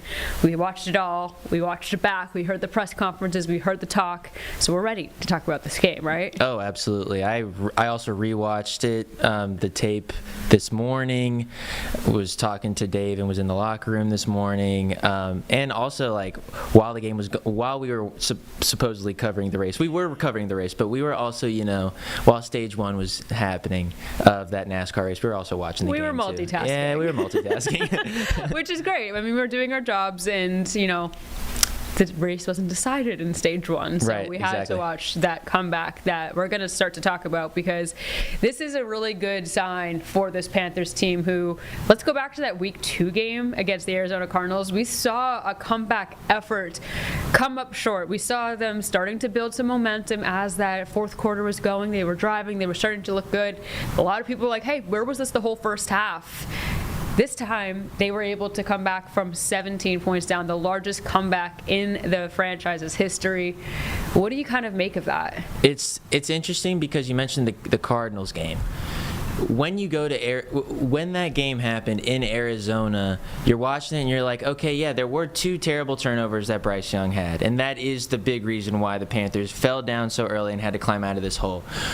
But when they were coming back, they weren't coming back in this like really inspirational, explosive way. They were nickel and diming their way down the field. Bryce was finding his tight ends and Chuba in the flat, and they did sustain drives, and that was great. But this game, they were explosive. Yes, Bryce opened the game with 2 turnovers again, and that is a problem, and it will be a problem. But that first drive was a promising first drive before he just dropped the ball out of nowhere. That was a promising first drive. That second drive had to make it, like Rico was running had shown signs of life. That offensive line had shown signs of life as well. And then he throws the ball over Xavier Legette's head, interception. I think this offense proved that they are much more explosive than any other time this season. How much of that has to do with the Miami Dolphins defense? They're not a very good rush defense. Sure. We knew that. Every single stat kind of bore that out. But the fact that this team could come down 17-0 and win, and win in a really convincing way. Yes, they got a critical fourth down late in the game that Bryce found Jimmy Horn for. Yes, some things went their way, but they lost the turnover battle, and they still found themselves. They still had an identity, I guess is what I'm trying to say. Yeah. And their identity included explosive plays, which that's the first time that's happened all year. Yeah, Dave was really pleased to see the kind of growth from that week 2 comeback attempt to what they were able to put together. I want to play this soundbite from what Canales said after Sunday's game.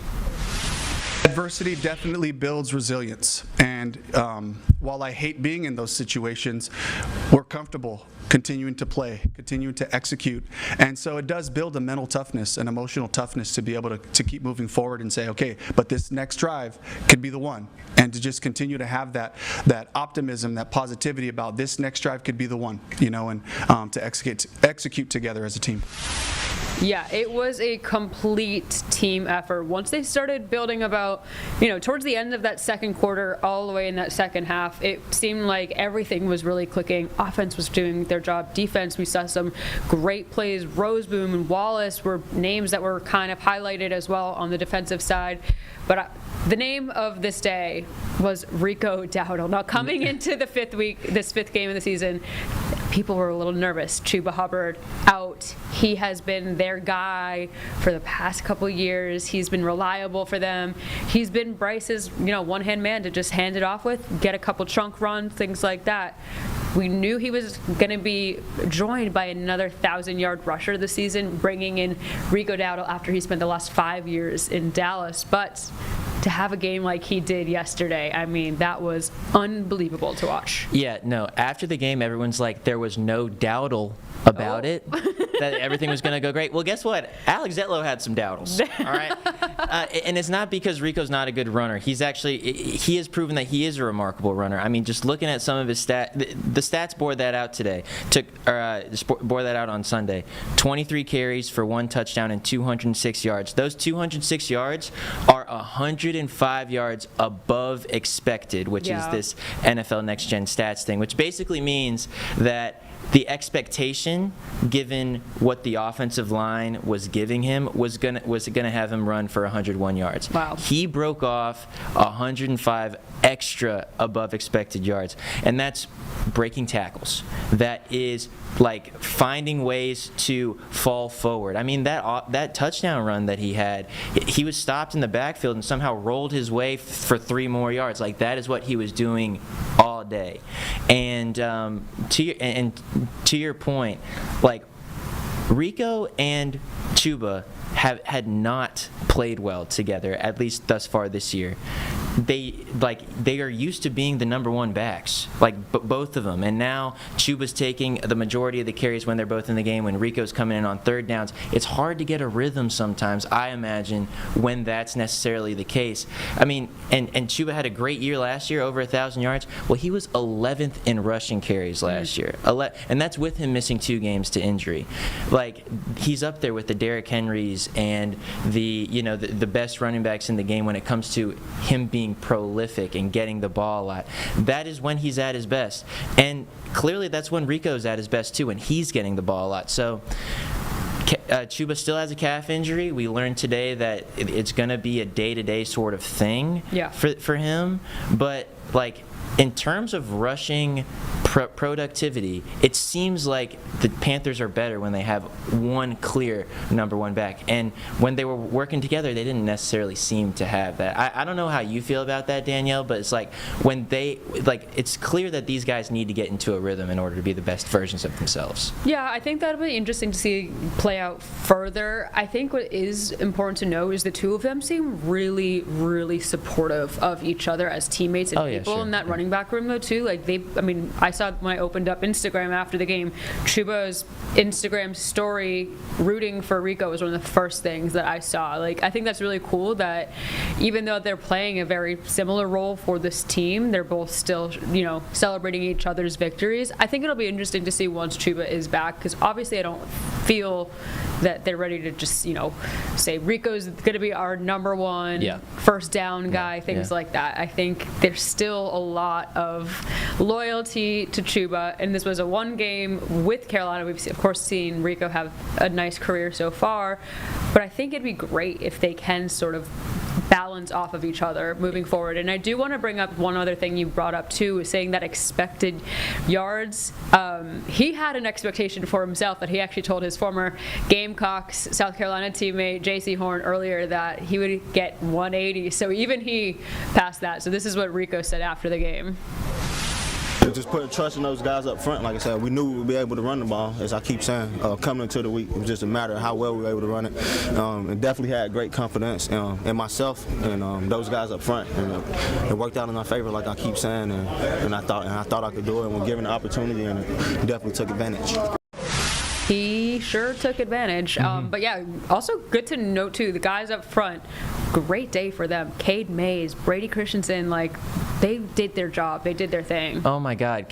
Just looking at the film, Cade Mays is making blocks on linebackers getting to that second level. Damian Lewis, is pulling to the right side and just absolutely whamming dudes to open up holes for Rico. And Rico's hitting them. This is, the offensive line was supposed to be the steadiest part of this team this year. Yeah. And they weren't for a second. And that's for a variety of reasons, injuries among them. But last week, and I get it, the Miami Dolphins defensive line line is not a good one when it comes to the NFL. But like putting together such a performance is in confidence instilling, particularly after having to climb out of such a hole. Absolutely. Rico has to be the player of the game. I think that is no question. But may I throw in Eric Collins for a quick second on the broadcast call? Hornets legendary play-by-play broadcaster who made his debut doing a National Football League game had some incredible calls. Oh my God. Yeah, no, he didn't do any humdiddly-dees or whatever. Like he kept some things just for the Charlotte Hornets, but man, like I'm so happy that the whole country got to see the enthusiasm that he brings to broadcast. Yes. Did you see Mark Schlereth's tweet earlier today? I did. Where, essentially, for those who didn't know what happened, basically a fan tweeted at Mark Schlereth or tweeted at Fox Sports and was like, hey, is the play-by-play guy a Carolina Panthers fan? Because he's clearly really, like enthusiastic when the Panthers are making plays. Well, the Panthers were the only teams that were really making plays in the second half. But anyway, I digress. And Mark Schlereth just like quote tweets him and says, grow up. It's not my fault that your team took a dump in their helmets in the second half or something. Very colorful and quite charming from Mark Schlereth. But hey, I mean, like he's just defending his broadcast partner, who I think deserved to be defended. That we go to sports for finding joy and enthusiasm and just like excitement, and like Eric Collins provided that and just like in an immense way. And I would love to counter that too, because he had a great call also on one of those Waddle touchdowns. Oh, yeah. Like he was definitely still excited. Yeah. His voice has to be gone today. But we're gonna take a quick pause and we'll be right back with a lot more.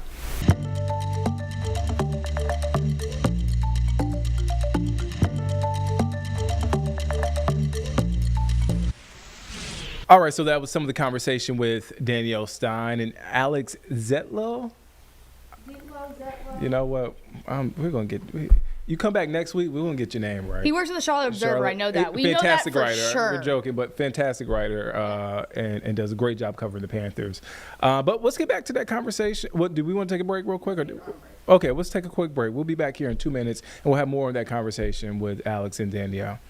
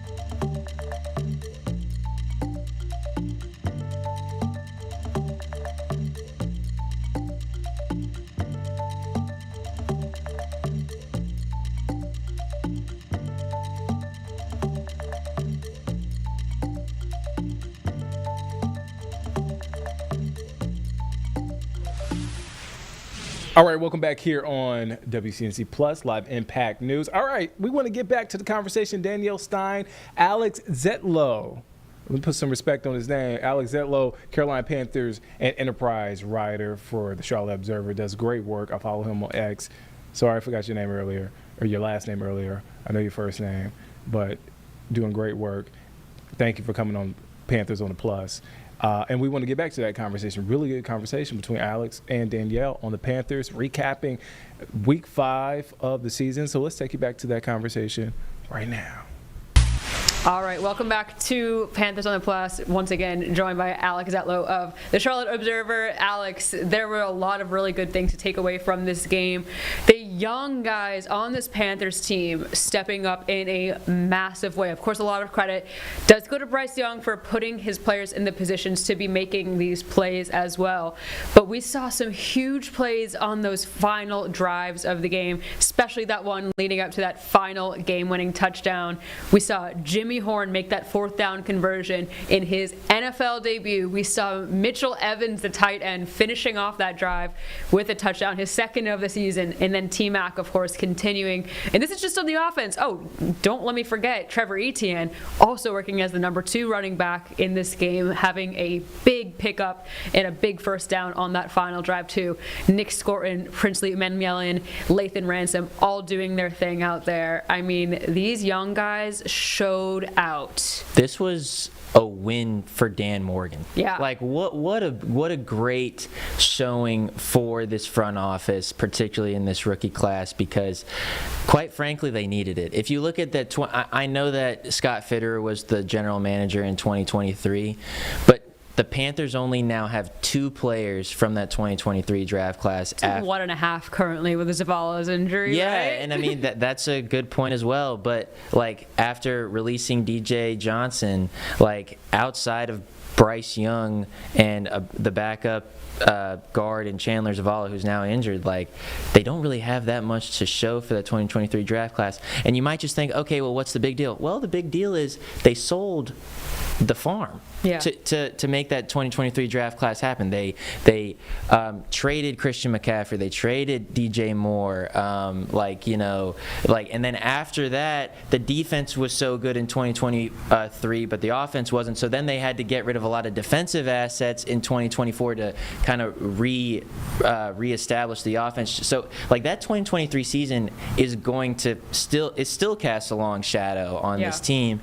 But last week or on Sunday was a big show of, hey, we're getting this thing back on the right track. Funny stat about Trevor Etienne. He ran for 22 yards. Yep. Outrushed the Miami Dolphins as a whole last week because they only had 19 yards. And guess what? Okay, the Panthers apparently can't defend the run. They kind of showed they could this past week. Sure. So that's pretty cool. Absolutely. No, Trevor it was a fantastic showing for him. Yeah. I think that probably felt really good. Of course, he's been getting a lot of opportunities on special teams, but getting more carries as a running back, his position, was pretty cool for him to get there. Of course, that being with Chuba Hubbard still being absent, Rico moving up to that number 1 running back. So yes, Trevor getting a lot of those opportunities. But I want to go back to the receivers on some of those 4th down conversions because that final drive was so cool to see, especially when we're seeing these young guys in the moments. Dave Canales talked about how they were really able to kind of step up when they needed it. Yeah. Oh my God. Wait, is this a Dave Canales clip? Is that what we're about to do? We're sending it to Dave Canales. My fault. My bad. Yeah, we needed those. Those were big plays for us on 4th down. The guys are comfortable in different situations going for it, so it all starts with that, just knowing, okay, we're going to have another chance right here if we can make yards, on the first couple of shots there. But Bryce did a great job of extending that play to find T-Mac, and then Jimmy Horn coming through for us in a big way right there. All right, Alex, take it away. Thoughts on that? Yeah, sorry, Dave. I didn't mean to cut you off. Nah, I mean, So just to go to the first 4th down play where Bryce has to do some magic and like dance in the backfield a little bit and make one guy miss and then throw while he's getting hit to a T-Mac that wasn't really open. If you actually rewatch the play, he kind of threw him open, and then Tedero McMillan makes a wonderful catch for a first down, and that sustains a drive, and that's actually mad important, like if you actually look at the context of the game. Last week I came on here and I was pretty critical of Bryce, and I was basically like, he didn't turn the ball over, but he didn't do anything special. He didn't do the dazzling thing in the backfield, avoiding pass rushers. He wasn't throwing people open. He was dirtying the ball a lot. He was just surrendering the game away in many ways. Yeah. This week he didn't do that. Like, yeah, he made some mistakes, but like if in exchange for those mistakes you're going to get moments of magic, give me the moments of magic. That's what we hope to see. If you're watching a sporting event, those are the kind of moments you live for, I think. And he was able to do that. Jimmy Horn, the next 4th down play, that's another moment of magic, man. I mean, talk about someone who has been told he's too short and all these things throughout his life, is just super fast, gets open and makes like one of the biggest plays of the game on that 4th down little flag route that he ran. I mean, like, that's exactly what Panthers fans purchase tickets for. I'll be honest, I wasn't feeling good as I saw that in the air. You weren't? Just seeing the matchup and seeing the height, and it was like, oh, he got up. Yeah. Oh, he got it. Yeah. I just, like, from a physicality standpoint, I was like, well, the defender actually did a pretty good job of covering that. Jimmy had to secure the ball and kind of like rip it away from him in the air. It was pretty special. No, I think it just shows a lot of guts from Dave Canellis, Brad Isaac, and just the offensive play calling, that they were wanting to go for it in those big moments. Even that final play, that one that they got that pass interference call, to still be throwing it at that point in the game with less than a minute, I was like, this is a team that is not showing fear in this moment, and I think that is something that can also speak, because there's been some times so far this season that we, as members of the media, have been critical, maybe to say, why are you making this decision? Why is Bryce just airing it out of the end zone? Things like that. So to see them going for it and to actually execute the word of Dave Canellis every single week, it's execution, and to actually do it, I think is really cool to see. Yeah. Oh my gosh, we talked about this exact thing last week. The play calling was conservative, blah, blah, blah, blah. It wasn't this week. Yeah. And I mean, and perhaps I won't lump you in with me on this, Danielle, but like perhaps I was being unfair when I was saying, oh, what are we thinking about? It's 3rd and long and we're handing the ball off. Maybe he saw that as 2 down territory, and so he wasn't actually being like conservative in his play calling, whatever. And maybe like Bryce isn't taking the deep shots when he's just dirtying it or throwing it away, whatever. Clearly this game, it was not a conservatively called game. Like, even to the very, very last play, or the last consequential play where it's 3rd down and he calls an out route for Hunter Renfrow, who hadn't made a play all game, but makes a big one by drawing the pass interference play, and then afterward going into victory formation for the win. I mean, Bryce getting pumped over a flag being called. Seeing his reaction there was really cool. Yeah. Before we go to break, I just want to quickly give that shout out to a very well-deserved Xavier Leggett on a comeback game of the season so far.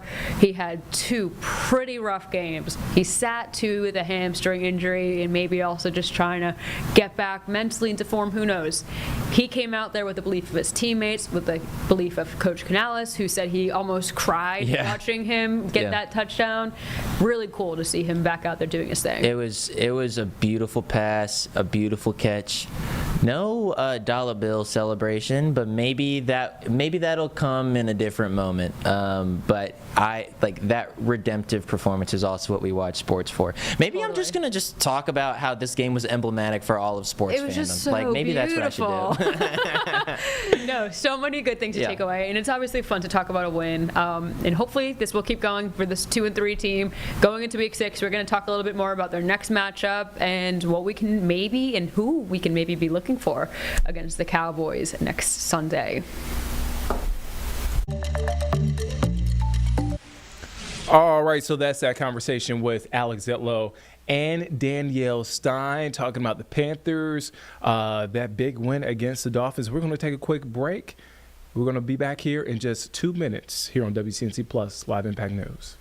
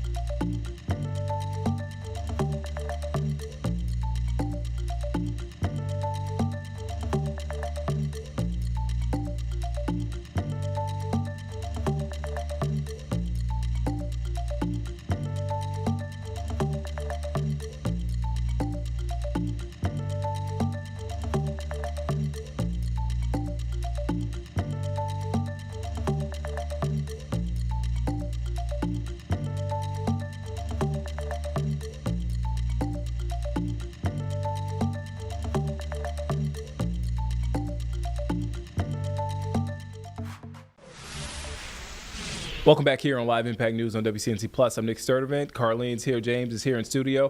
Happening right now, today, let me back up before I go to happening right now. So today, thousands of people are gathered in places like southern Israel to mourn the dead as the nation marked 2 years since Hamas's October 7th attack, basically plunging the region into a devastating war, while Israel and Hamas hold indirect talks in Egypt on a peace plan. And happening right now in our nation's capital, members of the House are honoring those hostages, their families, survivors, and they're announcing a new package of legislation to mark 2 years since Hamas launched that attack against Israel. And again, today marks 2 years since that. Let's take a listen in to what's being said right now. We commit ourselves to the tireless efforts to bring every one of the 48 remaining hostages home. Over the past week, that goal feels that it has come even closer as we sit at the precipice of a potentially historic moment in the Middle East that will bring the hostages home and that will end the war. President Trump's peace plan has the backing of Arab and Muslim majority countries from the UAE and Saudi Arabia, Turkey and Qatar, Egypt, Jordan, Pakistan, Indonesia, allies like UK and France in Europe, and of course Israel too has agreed. You've heard already, I'll say it again, Israel didn't start this war, they didn't choose this. They cannot unilaterally lay down their arms. Those who truly support an end to this war need to pressure Hamas to accept this plan.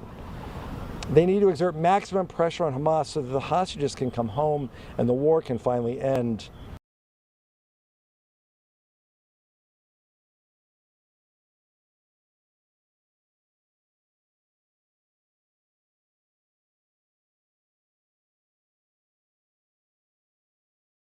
All right, so it looks like that shot froze again. Happening right now, House members are holding that press conference commemorating the second anniversary of that attack there in the Middle East. All right, so we got the shot back. Let's take a listen in to what's being said. The global Jewish community stands proudly and boldly together with you.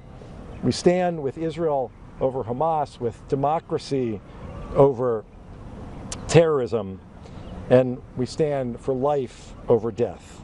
Together we envision a brighter and more peaceful future for all, for Israel and for the Palestinians, for the region and for the world. And together, if we can pressure Hamas to accept this deal, and the hostages can come home, and the war can end, we can build that secure, peaceful future for everyone. Thanks.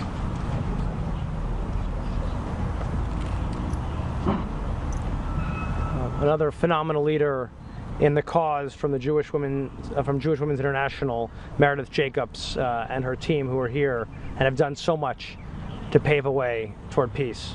Thank you so much, Meredith. Thank you all. I remember October 2022. I was standing in the White House for the first ever reception for the high holidays. Itzhak Perlman, world-renowned violinist, entered the room and began to play Avinu Malkeinu, a supplication for mercy and forgiveness. I remember how almost spontaneously, with a whisper and then growing in volume and strength, our voices added to the violin, praying Avinu Malkeinu. I remember looking around the room and saying to myself, don't forget this moment. Don't take it for granted that I, as a Jewish woman, am standing in the White House, surrounded by my Jewish community, and praying Avinu Malkeinu. But here's the thing. I did take it for granted. October 2022, I was secure in my place in the world, secure in my safety and acceptance. A year later, October 2023, that sense of belonging and safety was shattered. I remember listening with horrors to the whispers of sexual atrocities committed by Hamas.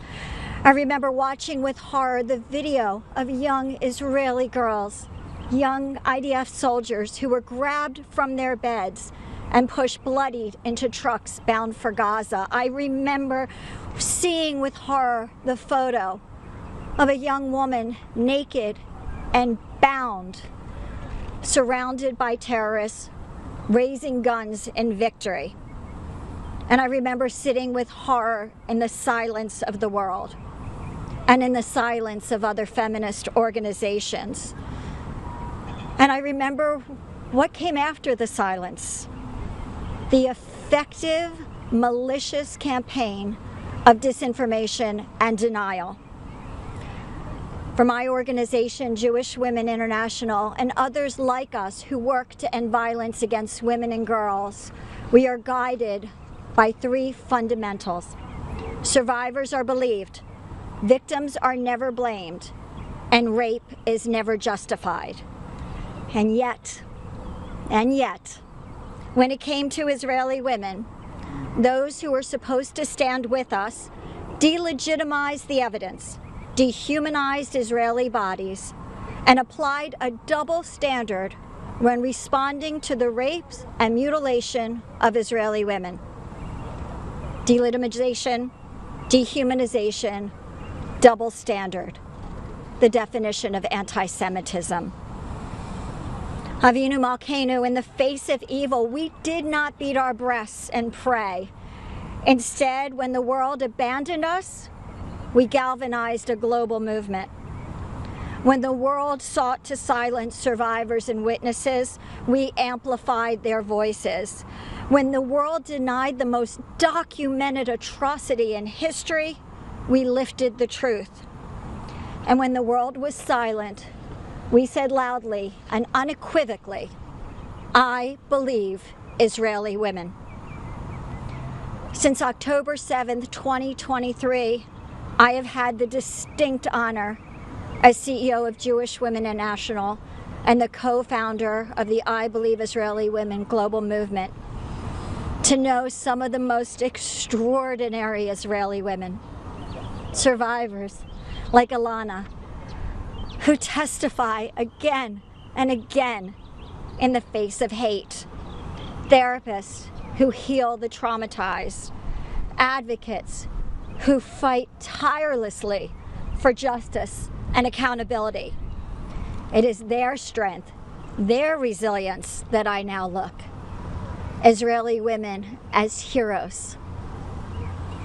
That moment 3 years ago, praying Avinu Malkeinu in the White House, was a lifetime ago.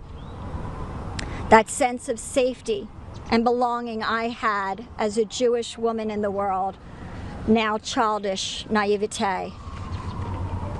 But as I look around at this gathering, standing in the shadow of the Capitol, surrounded by Jewish leaders of our community and our country, standing with allies, this is a moment I won't take for granted. For now I know just how fragile it is. Am Yisrael Chai. Bring them home now.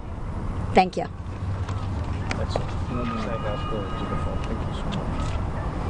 Does anybody have any questions for us? Jonathan? Jonathan Salant, Jewish News Syndicate. Something a few of the speakers talked about, and that's the rise in anti-Semitism, the attacks on Jews since October 7th. How do you respond now? You may have peace soon, but how do you get back to, I guess, when I was speaking to the Jewish woman said, the proudest thing, Avinu Malkeinu in the White House, the Jewish gathering. How do you get back to that part, especially in this country, with the Jewish community? I don't know. I don't know how we get back. Things that I would have thought were conspiracy theories on October 6th, I'm now frighteningly aware of. I think it's all the work that all of the advocates have been doing to lift the truth, to raise the humanity of Israelis and of Jews. I look to those young people who now realize how fragile their Jewishness is and who are now deeply connect to it and how meaningful it is to them. And I think we build with those who stand with us and hope that the voices grow louder.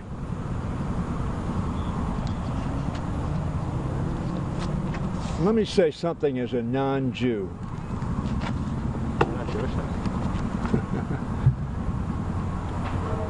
Anti-Semitism has been around for millennia, thousands of years. Israel exists because of anti-Semitism, of course, culminating in the Holocaust. But Jews have been driven from every place in which they lived and ghettoized in almost every place they lived. How do we get rid of it? Each of us individually must stand up and speak out.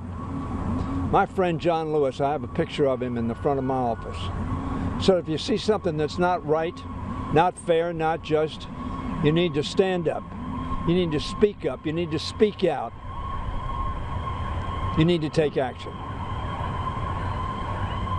Anti-Semitism or any other anti-human being's individual dignity needs to be the responsibility of us all.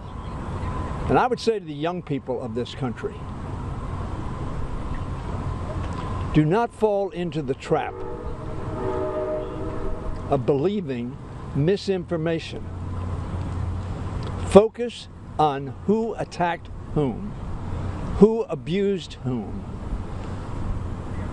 America responded to the Japanese at Pearl Harbor. We responded to Hitler's actions in Europe. It was a very tough war. Hundreds of thousands, indeed millions, of lives were lost. We thought, perhaps, that we may have, as mankind, learned a lesson of the costs of hate, the cost of bigotry, the cost of prejudice. I hope the young people of America take the lesson caused by hate and prejudice and bigotry that led to October 7th. By an organization said that our objective is to kill Jews and eliminate Israel. It will be the responsibility of all of us to meet this scourge, which will perhaps be first directed at someone whom we are not. But as you said, all the world will be at risk. Any other questions? Yeah, could you invite more House members to be out here today? Would you like to see more stronger showing of support for these measures? There's been unbelievable support. Many people have co-sponsored these bills. As you probably know, the House is not formally in session today, so most members are in their districts, not here. There'd be scores more if we were in session. Yeah. Thanks. Yeah.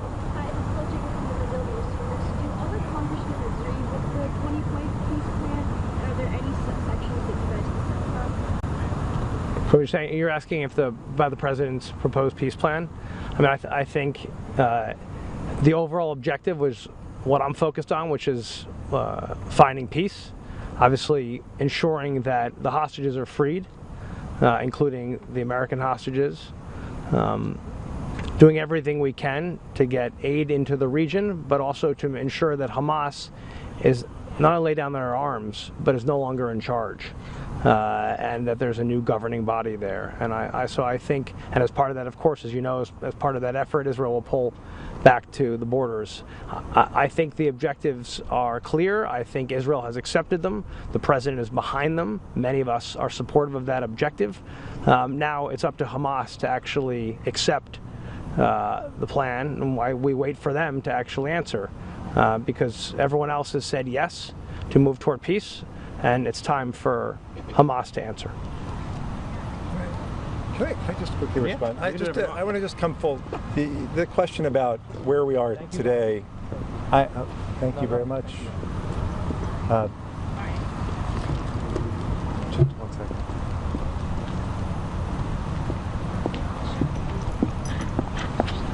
Sorry, we paused for station identification here.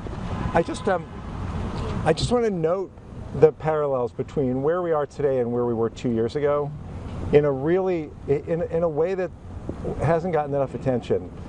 The protest that took place almost immediately after October 7th in some cities around the country, people who were marching not to be critical of anything that Israel had done to defend itself, because Israel hadn't done anything yet to defend itself.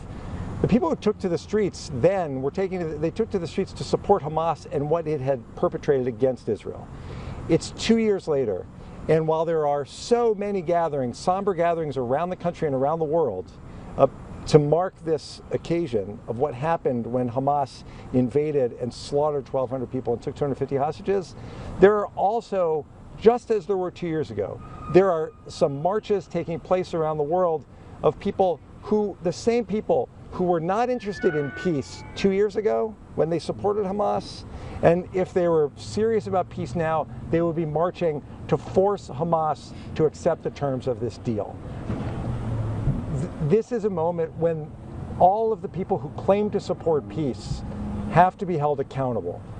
When you bring together as many countries from around the world, including leading Arab and Muslim countries, to support a plan, then that's the plan that needs to go forward. And when it does, those remaining on the outside, those continuing to march for Hamas, will be marching only in support of terror, and the rest of us will be back with full clarity about how we need to go forward together to make peace.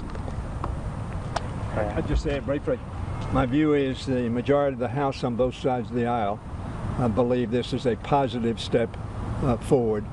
And in the event, and of course Hamas has the key here, because Hamas not only has to agree.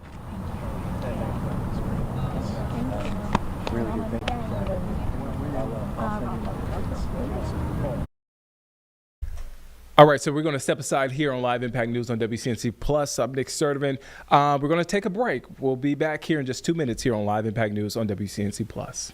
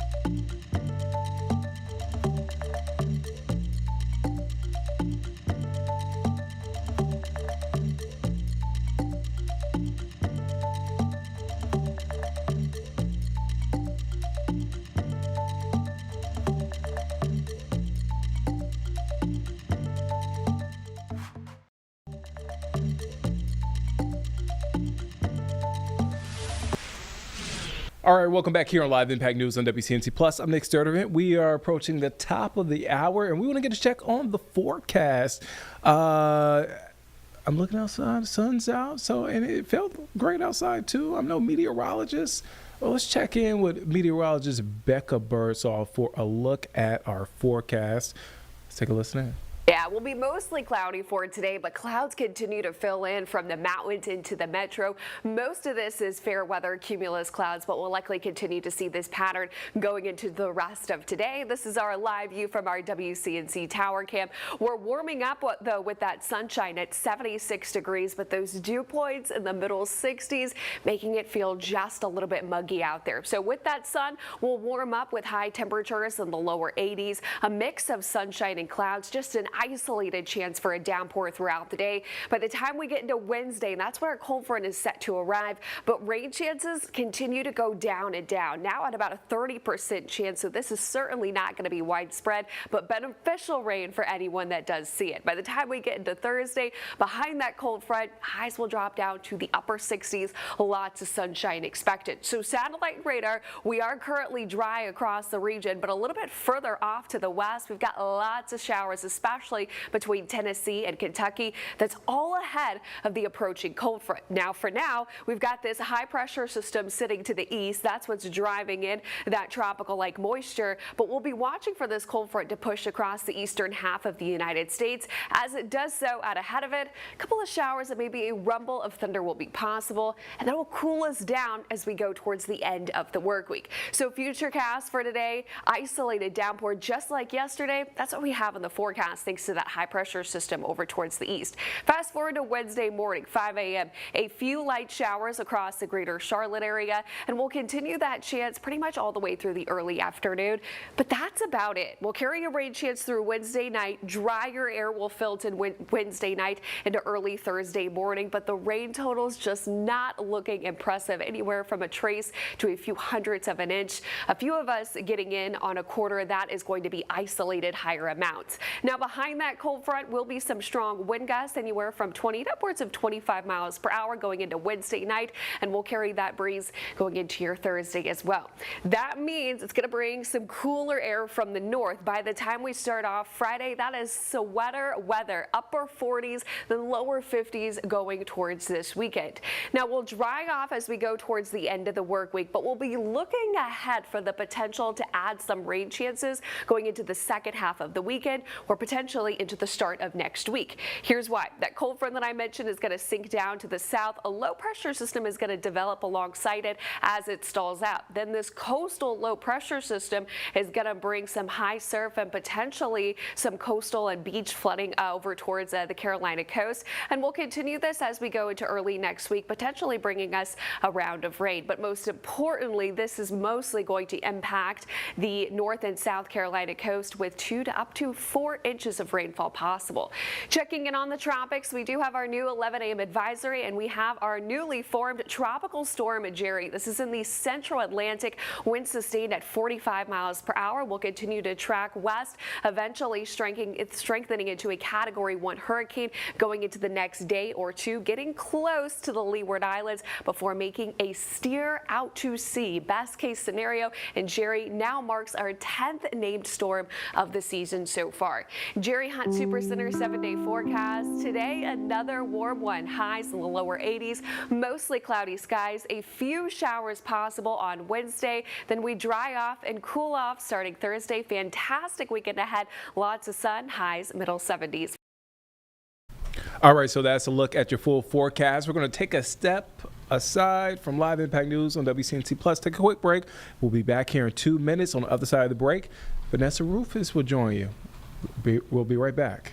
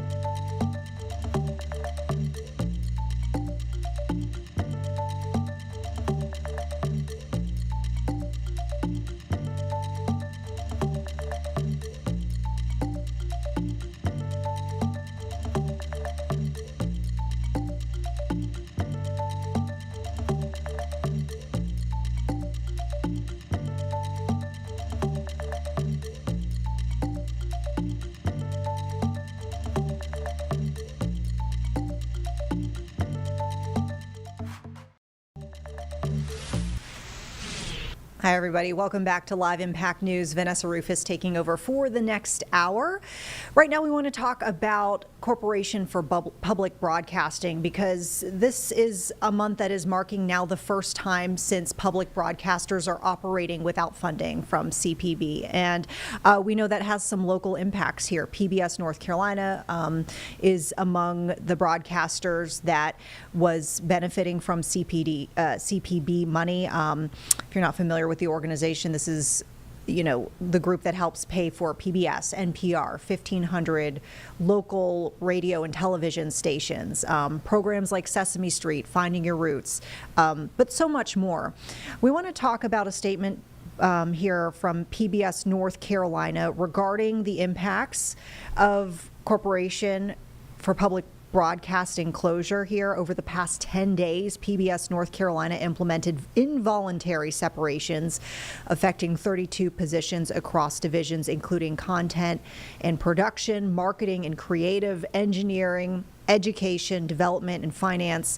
The statement goes on to say these reductions, along with 5 voluntary separations accepted earlier this month and the elimination of 16 vacant positions, mark the completion of planned personnel changes. The statement goes on to say these difficult decisions, combined with non-personnel expense reductions that began in January of 2025, were necessary to ensure changes now in place. We are in a stronger position to continue serving the people of North Carolina and fulfilling our public media mission for decades to come. And while the impact of these budget cuts is significant, our PBS North Carolina team is resilient and we remain committed to our purpose. We are still here and now more than ever are focused on the future. So with that, we do want to talk about some of the other services you might not immediately think of when it comes to your local radio and TV stations that are publicly funded. So we have Chris Pandich, who's the chief engineer for PBS North Carolina, joining us right now to talk about that. Thank you so much for being here with us on Live Impact News, Chris. Yeah, thank you for having me. Yeah, I mean, I think, given the fact that here at WCNC, we recently covered the 1-year anniversary of Helene, I think this is a great place to start because I don't think we can drive home enough the services that y'all have provided to the community in a natural disaster like Helene. Tell us about PBS North Carolina and how that signal helped connect communities with information when so many other ways of communicating were going down during the storm. Well, sure. Yeah. If we talk first, let's talk about the public-facing information that was distributed. So, we actually coordinate with the Emergency Operations Center and the Governor's Office to live stream and live broadcast all emergency briefings to all of the citizens of North Carolina. The briefings are available on website, Facebook, YouTube, with English and Spanish translation and ASL as well. But one of the important parts of that you mentioned is when other pipes of communication go down, cellular, internet, and all that, we were actually able to still take these live over there with broadcast for those that could still view our signal. So we were able to we provide the engineering, the equipment, the infrastructure for all of that work. These live feeds are also distributed to all media outlets statewide, so they can continue to distribute it to their viewers, all the information that they need. And after the event is over, we also provide recording for everybody to view as well. And that's just for the public facing portion of what we do. We also we have a very large broadcast network that stretches across the state of North Carolina. And with that broadcast network, it includes, our 12 transmitter sites, 24 translator sites, but also many, many, many microwave sites that we have. And those microwave sites are the backbone for our interconnectivity across this statewide broadcast network. Now, that infrastructure is not only used for television, but it also supports the Viper first responder radio communications system. For instance, that's what's needed when all of these other forms of communication go down, like cellular and internet or what have you. Just to explain the impact of that, during Helene, we had PBS North Carolina ourselves, we had 8 sites that were running on emergency power, and 7 of those supported the Viper communication system, which is used by State Highway Patrol, DPS, EMS, local law enforcement. and one of those sites in particular was WUNE Linville. And if we couldn't keep that running, then in 5 counties we would have lost Viper communications for those people responding to the storm. So not only do we deliver the information to the citizens wherever they're at and whatever format they can consume it, we also are trying to help our the first responder community, our emergency management community, at the times they need it the most. Yeah. I mean, I just think about how Helene really humbled a lot of us in so many different ways, in the sense of all of the technologies that we thought we could rely on, in some cases were totally gone. And I think about, you know, how we do things in broadcasting these days in general, where, you know, when I started in news, it was pretty standard to do the microwave live shot, which, I mean, I could go into the weeds with it for viewers, and you could probably do it even better given your role. But, you know, we've gotten away from that so much. Nowadays, we're doing the cellular, you know, backpack live shots where the signal, basically, if we're in the field doing a live report, that's being transmitted through cellular devices, similar to a cell phone, I guess you would say. But when that goes down, you're like, wish we had the other stuff. And that sounds kind of similar to, you know, what y'all were providing during Helene, kind of just like the foundational, basic, but essential type of connectivity needed. No, yeah, I 100% agree. I think a lot of the new technologies, they're very convenient and they're very quick to get going.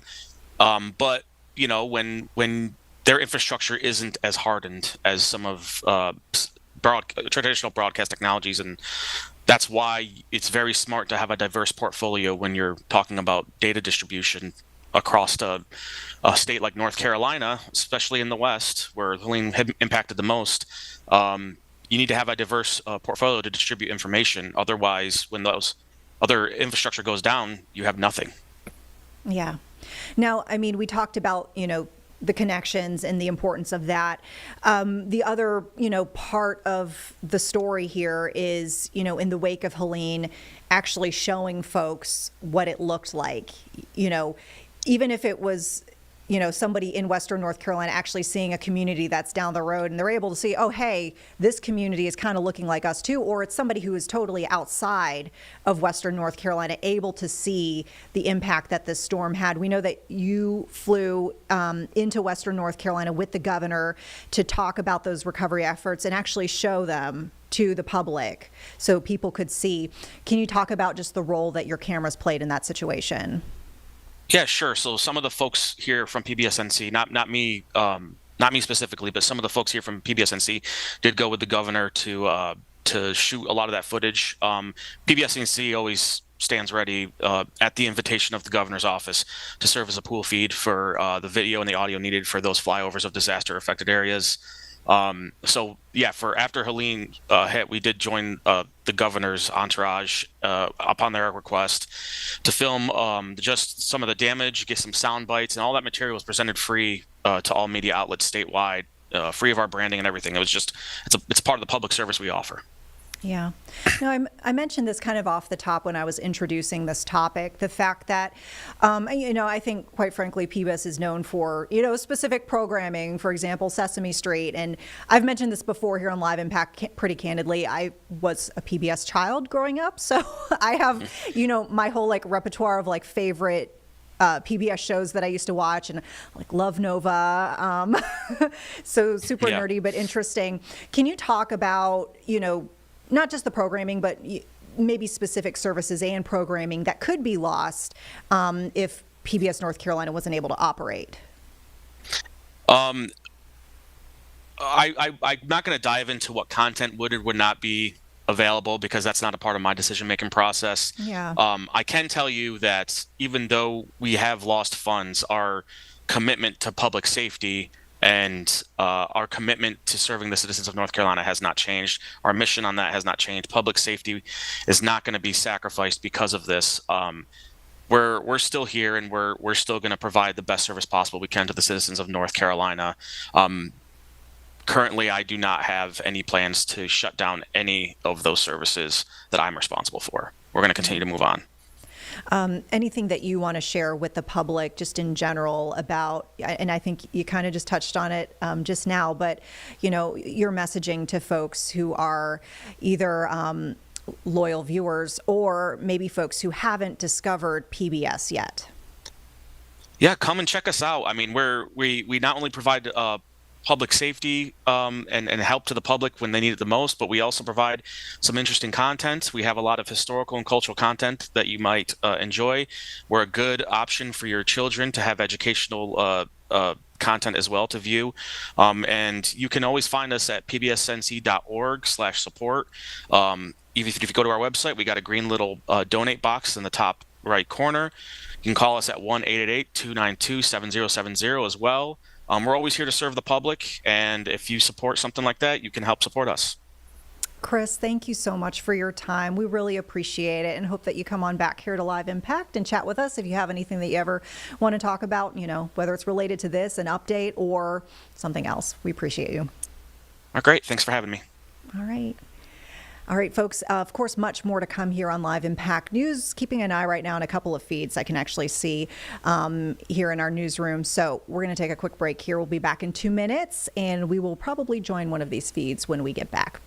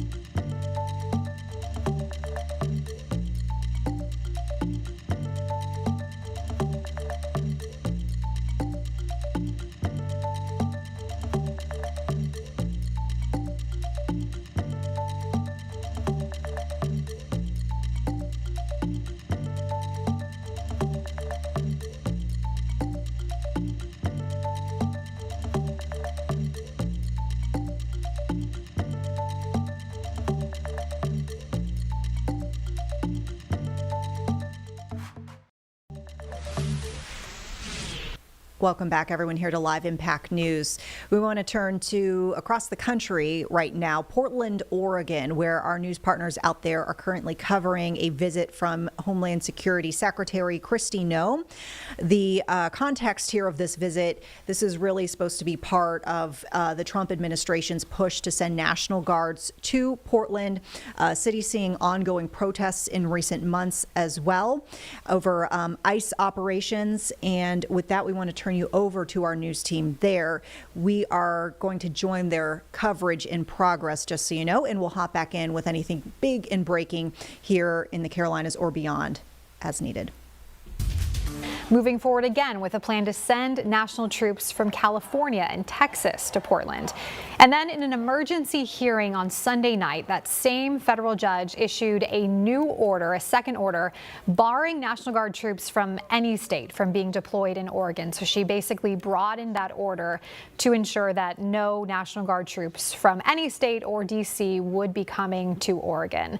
Now, of course, the administration is appealing that judge's decision, arguing that she second-guessed the president's military judgment. Right. And I was here working Sunday night when that emergency hearing went down, and Judge Karen Immigrant made it pretty clear from the beginning, it was pretty clear that she was not going to put up with, frankly, what felt like what she kind of described, and I'm paraphrasing, but is kind of an end run by the Trump administration to try and bring National Guard in from other locations that weren't part of the original temporary restraining order. Yeah, I listened in on that hearing. It was really interesting. Of course, it was an emergency hearing, 7 o'clock on a Sunday night, but I remember her saying, you know, is the defendant, speaking of the Department of Justice, just circumventing my order that I made yesterday, certainly sounding frustrated. The attorney for the Oregon Department of Justice saying, you know, it just feels like we're playing whack-a-mole here. I remember that was a quote that he said, because it does seem like, you know, the Trump administration, their goal is to bring troops in, clearly, and they are trying to maneuver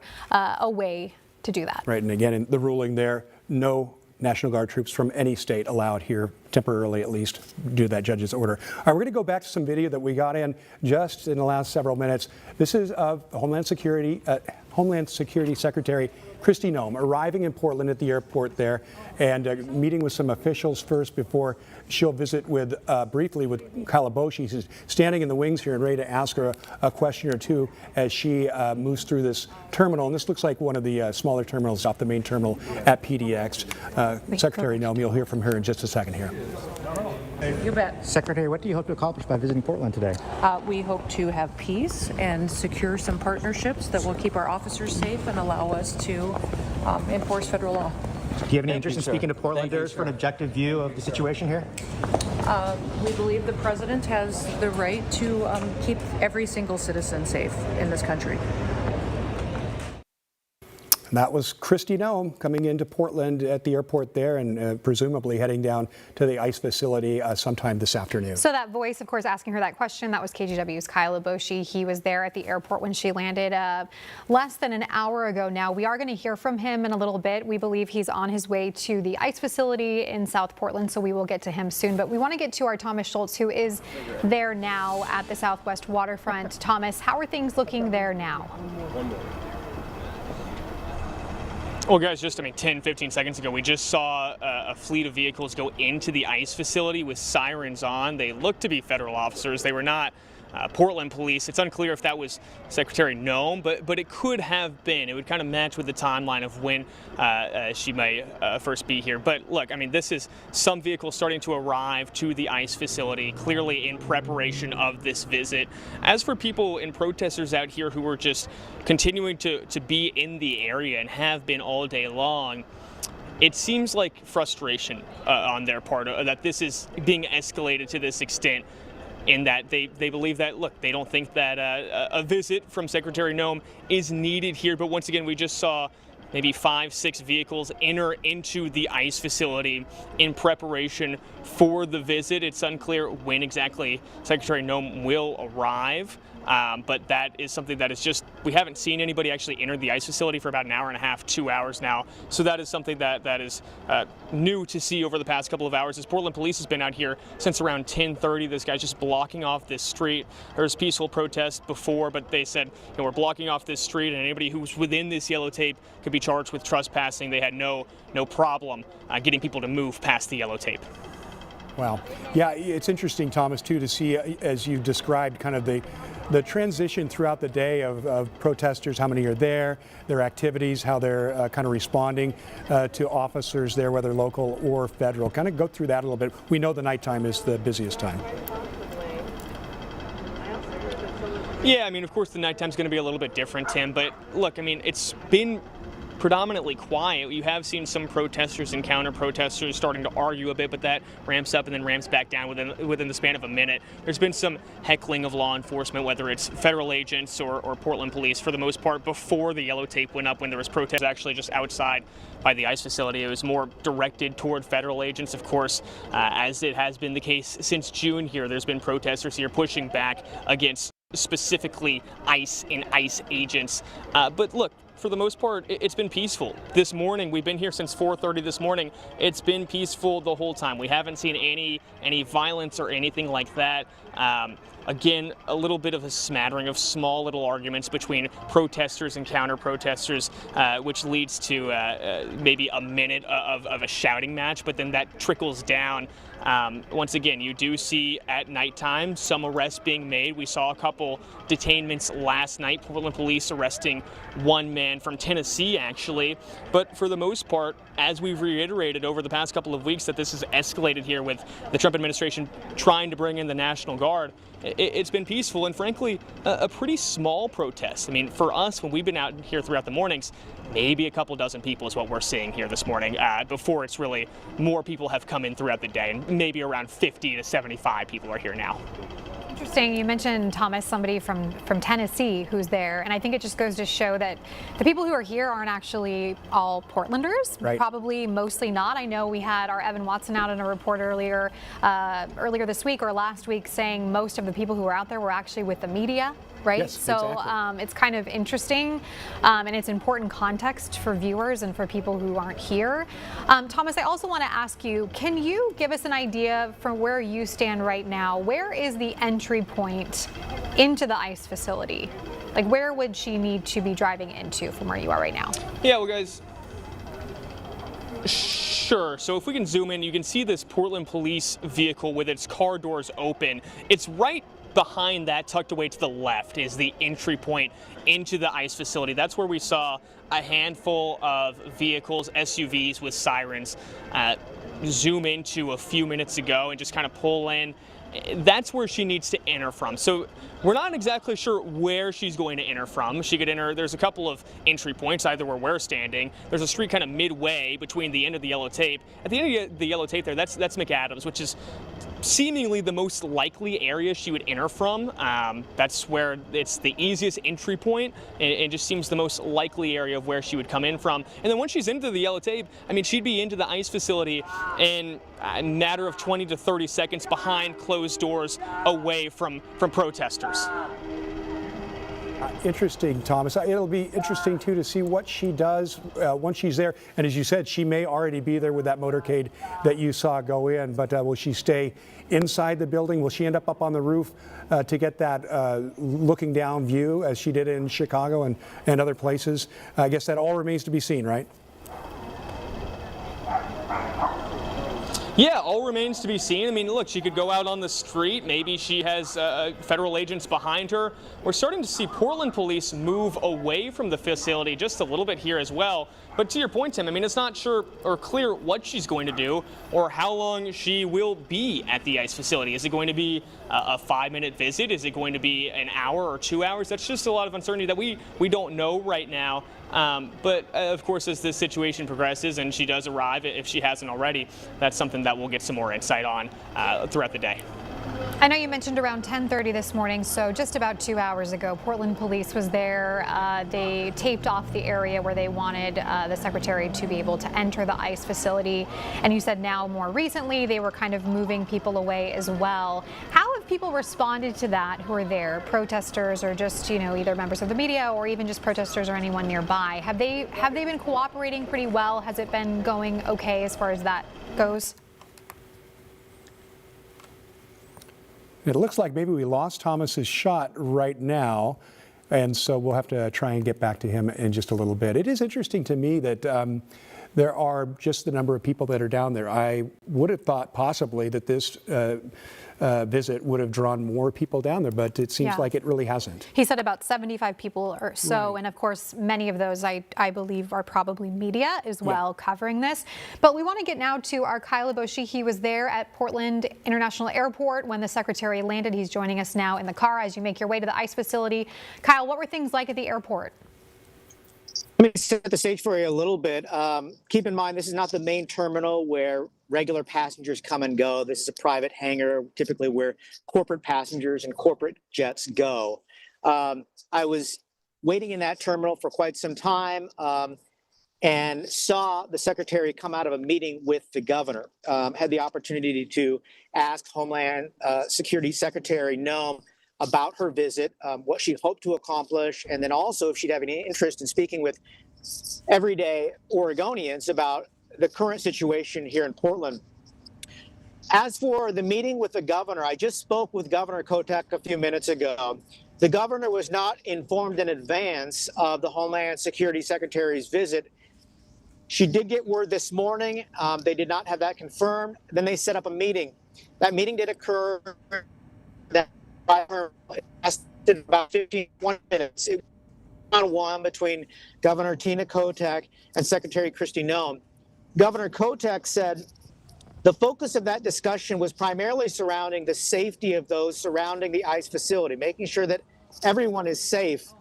She wants to protect the rights of those protesters that are out there, but also make sure that the deployment of tear gas is not something that impacts the nearby neighbors. And she emphasized that point to the secretary as well about the well-being of those who live in this area. If you're familiar with South Portland, you know there are a lot of high-rise apartments and condos and a lot of people who live in that area. So obviously a great deal of concern about their health and safety as well. They went on to discuss primarily what's happening there. I asked about possibly any discussion about the National Guard or potentially even the use of active military. And the governor said that was not a point of discussion. Instead, it was specifically around what's happening at the ICE building now and making sure that it is a safe environment, particularly for peaceful protesters or demonstrators outside that building. In looking forward and what the governor expects, she hopes that the secretary will provide an objective view and report back to the president as well after visiting Portland. The governor did not know about the secretary's plans or schedule going forward. That's one of the reasons the governor said she wanted to meet with Secretary Noem right out of the gate, is so that schedules didn't get mixed up and they didn't miss each other. She really wanted the opportunity to sit down and visit with Secretary Noem as quickly as possible. Again, that meeting lasting about 20 minutes. She did suggest that Secretary Noem would be meeting with local law enforcement and suggested that might include Portland Police Chief Bob Day. As you may recall, Chief Day has been very outspoken about the situation in Portland, suggesting that we do not need the National Guard in Portland. But it sounded almost like an echo. Again, after her arrival here on a U.S. Coast Guard plane, Secretary Noem visited with Oregon's governor for about 20 minutes. Then she joined a convoy of vehicles presumably headed to the ICE facility. We should also note there were a number of influencers there, people who post regularly on social media. Those people were waiting in the terminal for her arrival, then were taken to vehicles to meet with the secretary, presumably to tour the ICE facility with the Homeland Security Secretary. I'll send it back to you folks. Kyle, I'm interested to know, did you see? All right. And folks, as this situation develops in Portland and we start to see more activity, we will get back to that. We're going to take a quick break here. We'll be back in 2 minutes. So thanks so much for sticking with us here on Live Impact News.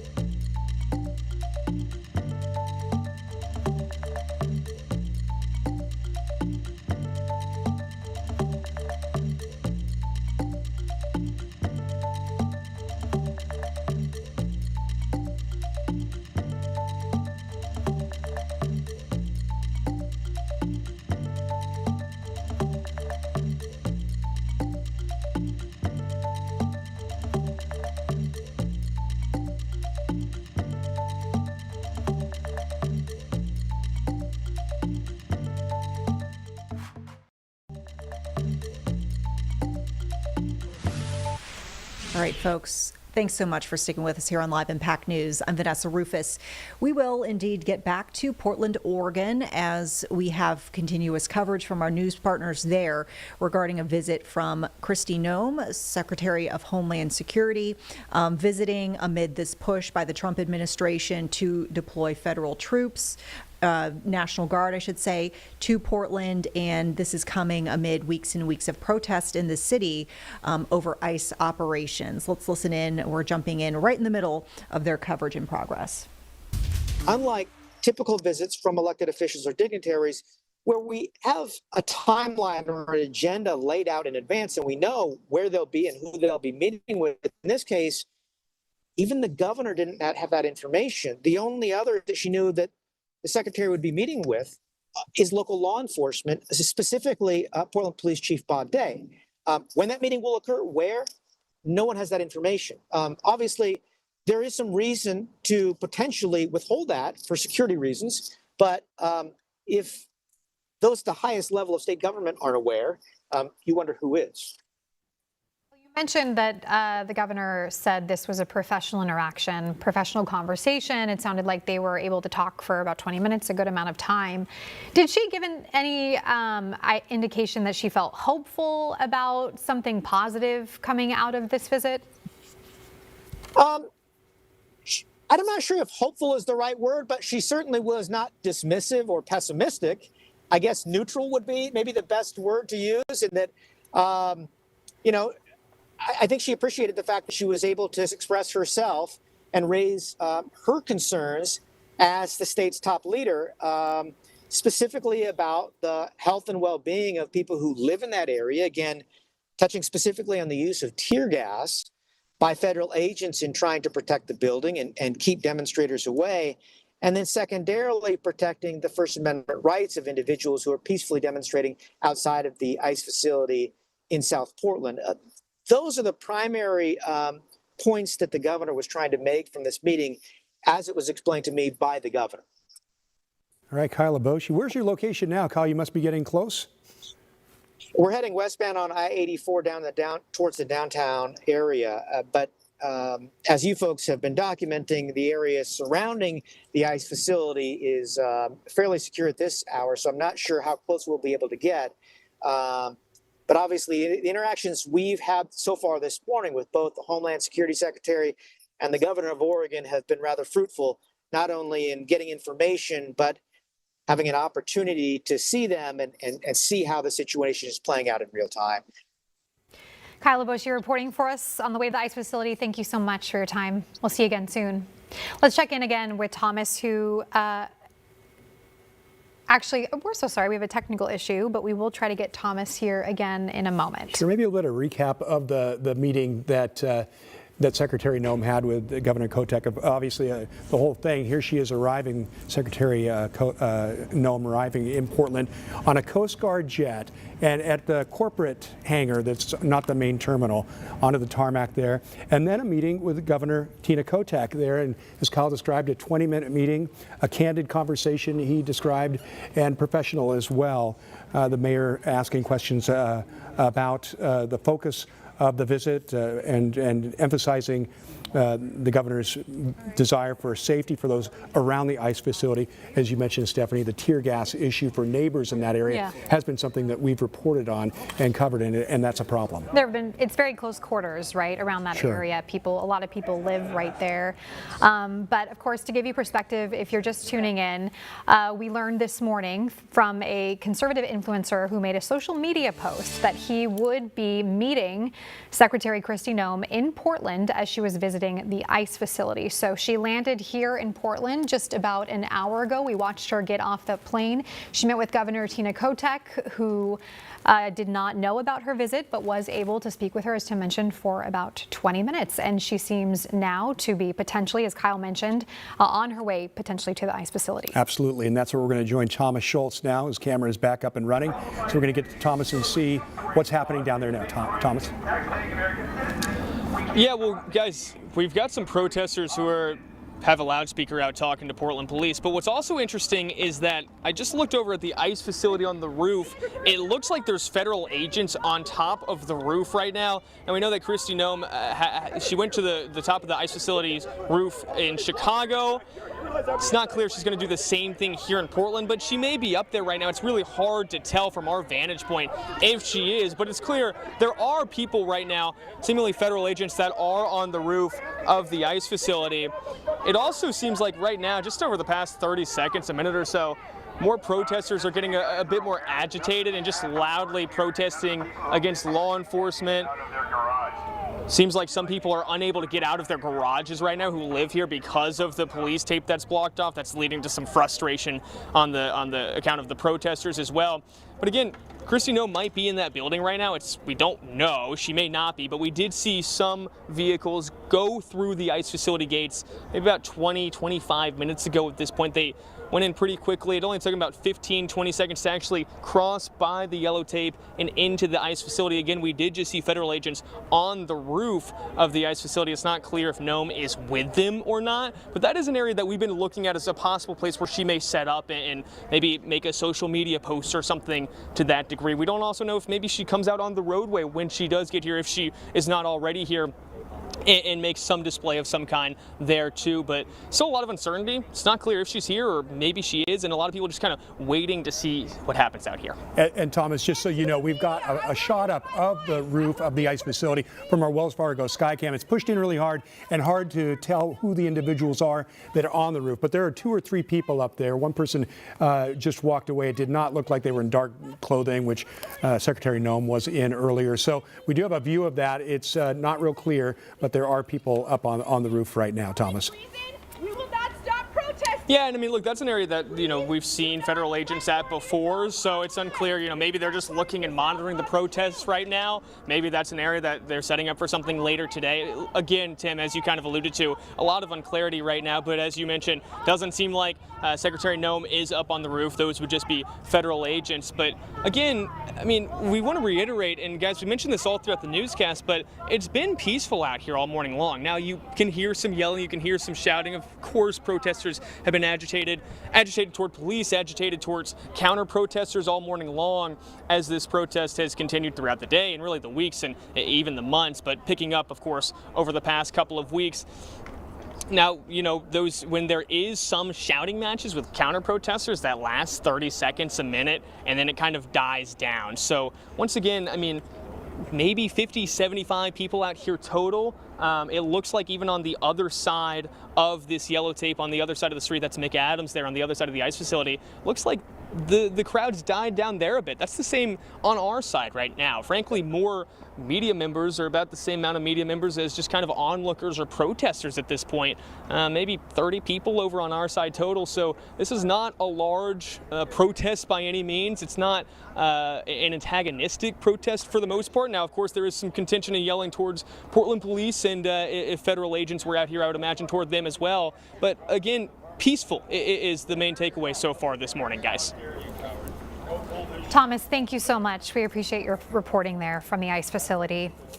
We want to see if we can get now, of course, a lot of people are not in agreement with sending the troops or, you know, sending the National Guard here into Portland. We heard from Ron Wyden this morning, responding now to the Secretary Kristi Noem's visit here into Portland. Let's see if we can get his statement. But he said, quote, Kristi Noem is cosplaying as a public official. He went on to say, in reality, she's been sent by Trump to incite violence. Don't tar and feather her, as Speaker Johnson suggested for Governor Newsom. The best response to her play acting as cop, ignore her and keep supporting the members of our community. That's right. And, you know, this is all just happening so rapidly today. This was something we just learned about this morning via social media, that Secretary Noem was heading this way. And now she's in Portland. She is heading to the ICE facility, or she is already there. She has spoken with our governor. She may be speaking with our police chief here in Portland. So a lot going on this busy Tuesday. Yeah, we will, of course, continue to follow. Hey, folks, we're going to break in here with an incredible live feed. We're getting images of a small plane down and a rescue that is happening as we speak. just to be quite candid here, we're still trying to figure out where this is. And our producer extraordinaire, James Brierton, is, I believe, in the process of running the tail number on the plane. Yeah, so we can see them being lifted up here into a helicopter. The helicopter has a number on it that starts with an N. When the camera was further down towards the ground, and hopefully our audience will get a chance to see it in a moment, Vanessa, there's a small plane on the ground also with an N number, and that is like the license plate, if you will, of the plane. So I just typed that into Flight Tracker, and it looks like we're in the general Miami, Florida area, and this may have been a small Cessna 172M Skyhawk, there it is, upside down on the ground, that appears to have crashed in a obviously very rural, kind of wetland-like area. That is incredible imagery. I mean, it looked like the person was okay. They had, obviously you could see the rescue helicopter that is there. They had a rescuer kind of lowered down on a rope, a cable of sorts, and they had a gentleman, you saw him, he was wearing that red t-shirt. They just brought him into the helicopter. He was kind of like waving his arms as they were pulling him up. So he seemed to be quite conscious and well, that he was, you know, moving around a lot and seemed to be, I don't want to say, oh, there's Miami-Dade Fire Rescue. I can see the name. So that definitely tracks with what you were able to pull on the tail number records. But look, I mean, that plane is belly up. I don't know if anyone else is in there, but it doesn't appear as that's the case because the rescues are about to take off, seemingly. Yeah, and obviously the skid marks, if you will, on the ground give me some indication that maybe the plane had skidded across the ground. And turned over, and turned over at some point in that process. And we can see now that the medevac helicopter is departing the scene. So let me show you here real fast. This is, I don't want to lose these shots as the helicopter takes off. So I'm going to very quickly, for our audience, kind of build what we call a two box here. And I'm going to show everybody at home kind of the plane is on your left. On the right-hand side is a map of the greater Miami area. Downtown Miami is in the top right area.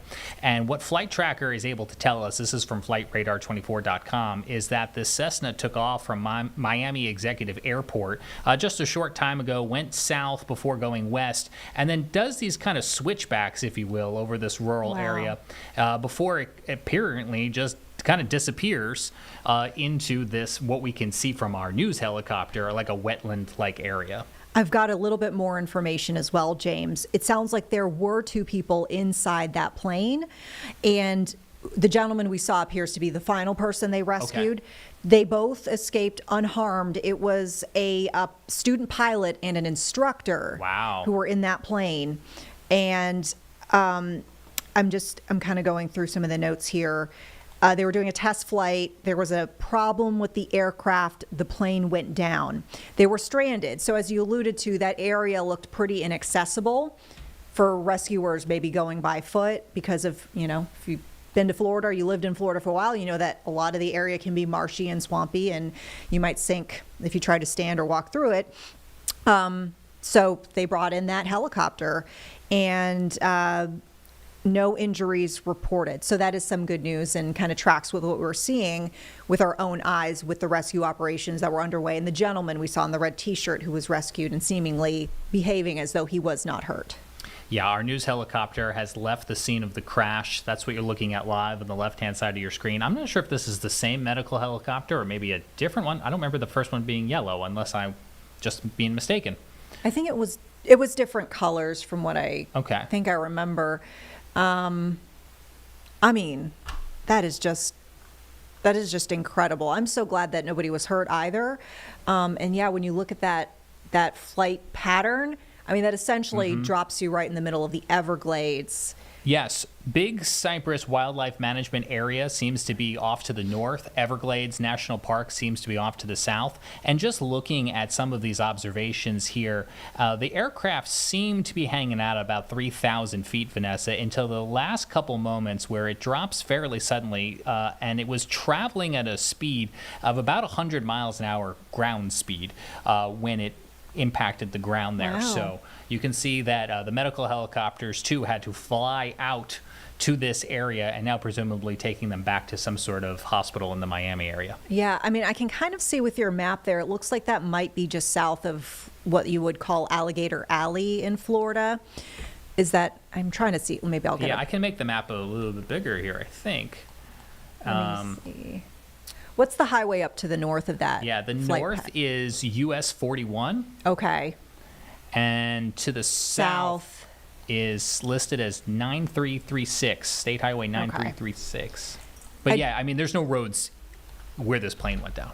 Got it. Yeah, I mean, I did a lot of work, for a few years as a reporter in the Fort Myers area, so familiar with Fort Myers and areas south, getting into Naples. And I mean, we saw it kind of visually with the live aerials, but that area in general, kind of between Southwest Florida and Miami, is very much unpopulated. A lot of preserves, as you mentioned, and very swampy. And I'm once again just so glad that those folks are doing all right from what we can tell from all the reporting at this point. Yeah, lots happening today for sure. And I guess to give a little behind the scenes context, we were watching KGW's coverage like everyone at home, and we looked down at a monitor and went, what is that? What is that? I mean, I wish we were rolling on it, because that is some image to kind of keep and just, show folks again. If we could, we would, but everything's kind of like live and raw here.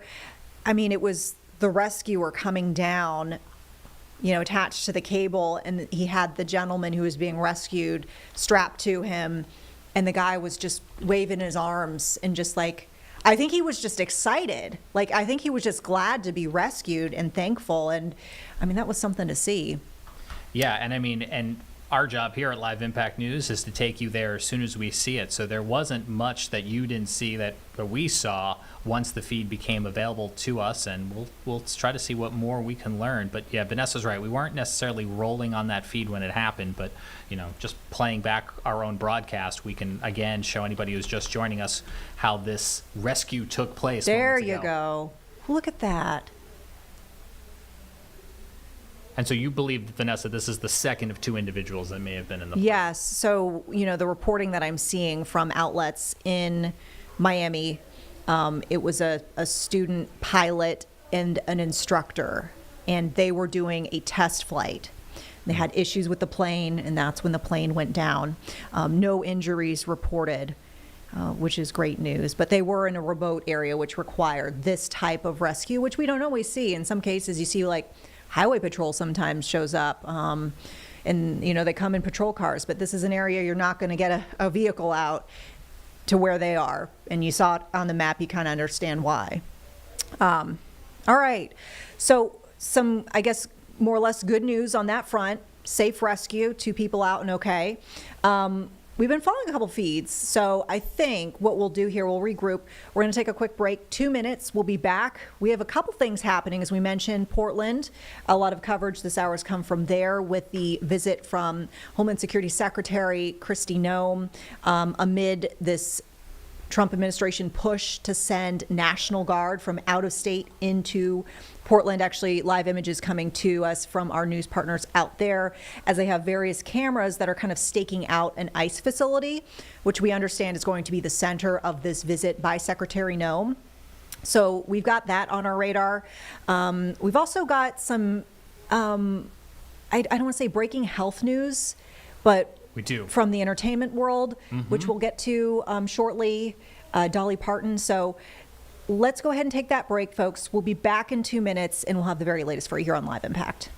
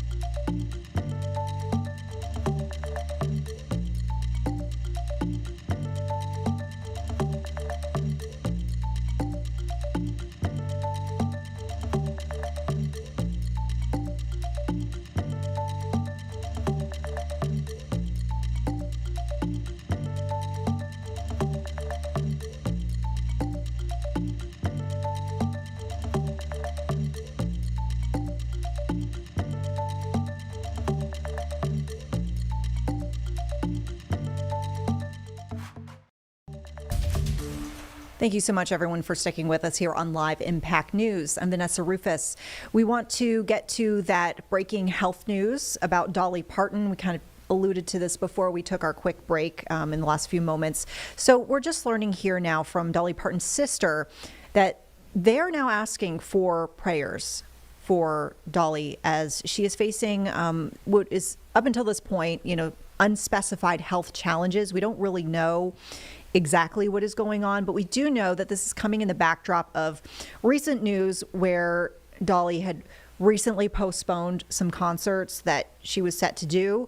There were unspecified medical procedures that doctors had been pushing her to get. Once again, we don't know anything specific about that situation other than the family does appear to be quite concerned. Frida Parton, there you can see her post. She is Dolly Parton's sister. You could see this post saying, "Last night I was up all night praying for my sister Dolly. Many of you know she hasn't been feeling her best lately.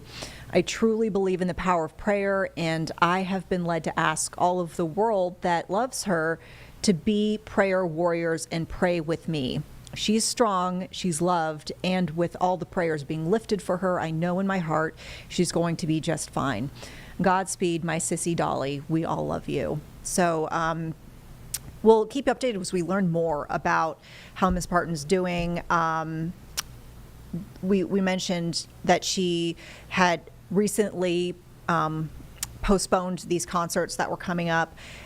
She had posted to her Instagram about that, when that news was announced. She had said at the time, I want my fans and public to hear directly from me that unfortunately I will need to postpone my upcoming Las Vegas concerts. As many of you know, she wrote at the time, "I've been dealing with some health challenges and my doctors tell me that I must have a few procedures." So once again, more to come on this as we do get more information either from Dolly Parton or her family members, as we're now seeing more recently kind of communicating with the public.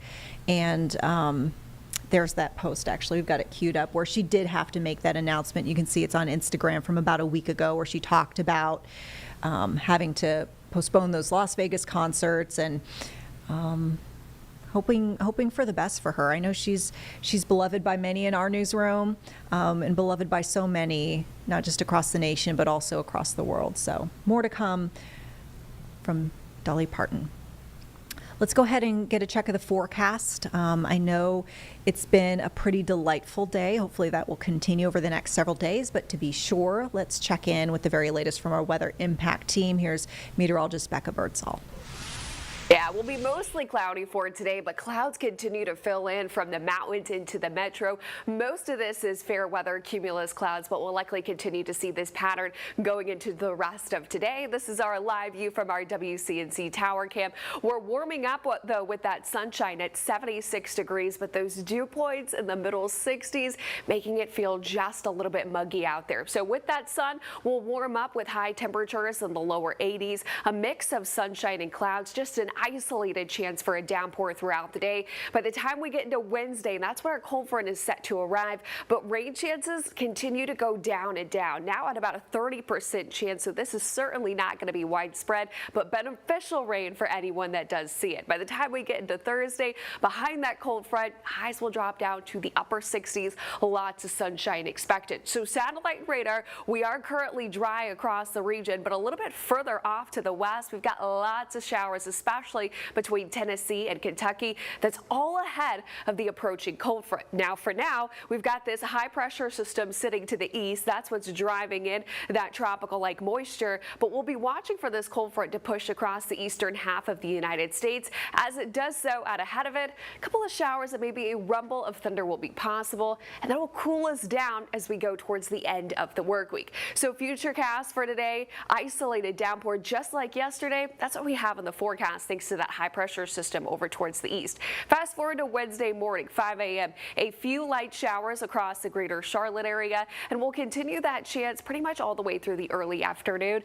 But that's about it. We'll carry a rain chance through Wednesday night. Drier air will filter in Wednesday night into early Thursday morning, but the rain totals just not looking impressive, anywhere from a trace to a few hundredths of an inch. A few of us getting in on a quarter. That is going to be isolated higher amounts. Now, behind Behind that cold front will be some strong wind gusts, anywhere from 20 to upwards of 25 miles per hour going into Wednesday night, and we'll carry that breeze going into your Thursday as well. That means it's going to bring some cooler air from the north. By the time we start off Friday, that is sweater weather, upper 40s, then lower 50s going towards this weekend. Now we'll dry off as we go towards the end of the work week, but we'll be looking ahead for the potential to add some rain chances going into the second half of the weekend or potentially into the start of next week. Here's why. That cold front that I mentioned is going to sink down to the south. A low pressure system is going to develop alongside it as it stalls out. Then this coastal low pressure system is going to bring some high surf and potentially some coastal and beach flooding over towards the Carolina coast. And we'll continue this as we go into early next week, potentially bringing us a round of rain. But most importantly, this is mostly going to impact the North and South Carolina coast with 2 to up to 4 inches of rainfall possible. Checking in on the tropics, we do have our new 11 a.m. advisory, and we have our newly formed tropical storm Jerry. This is in the central Atlantic, winds sustained at 45 miles per hour. We'll continue to track west, eventually strengthening into a Category 1 hurricane going into the next day or two, getting close to the Leeward Islands before making a steer out to sea. Best case scenario, and Jerry now marks our 10th named storm of the season so far.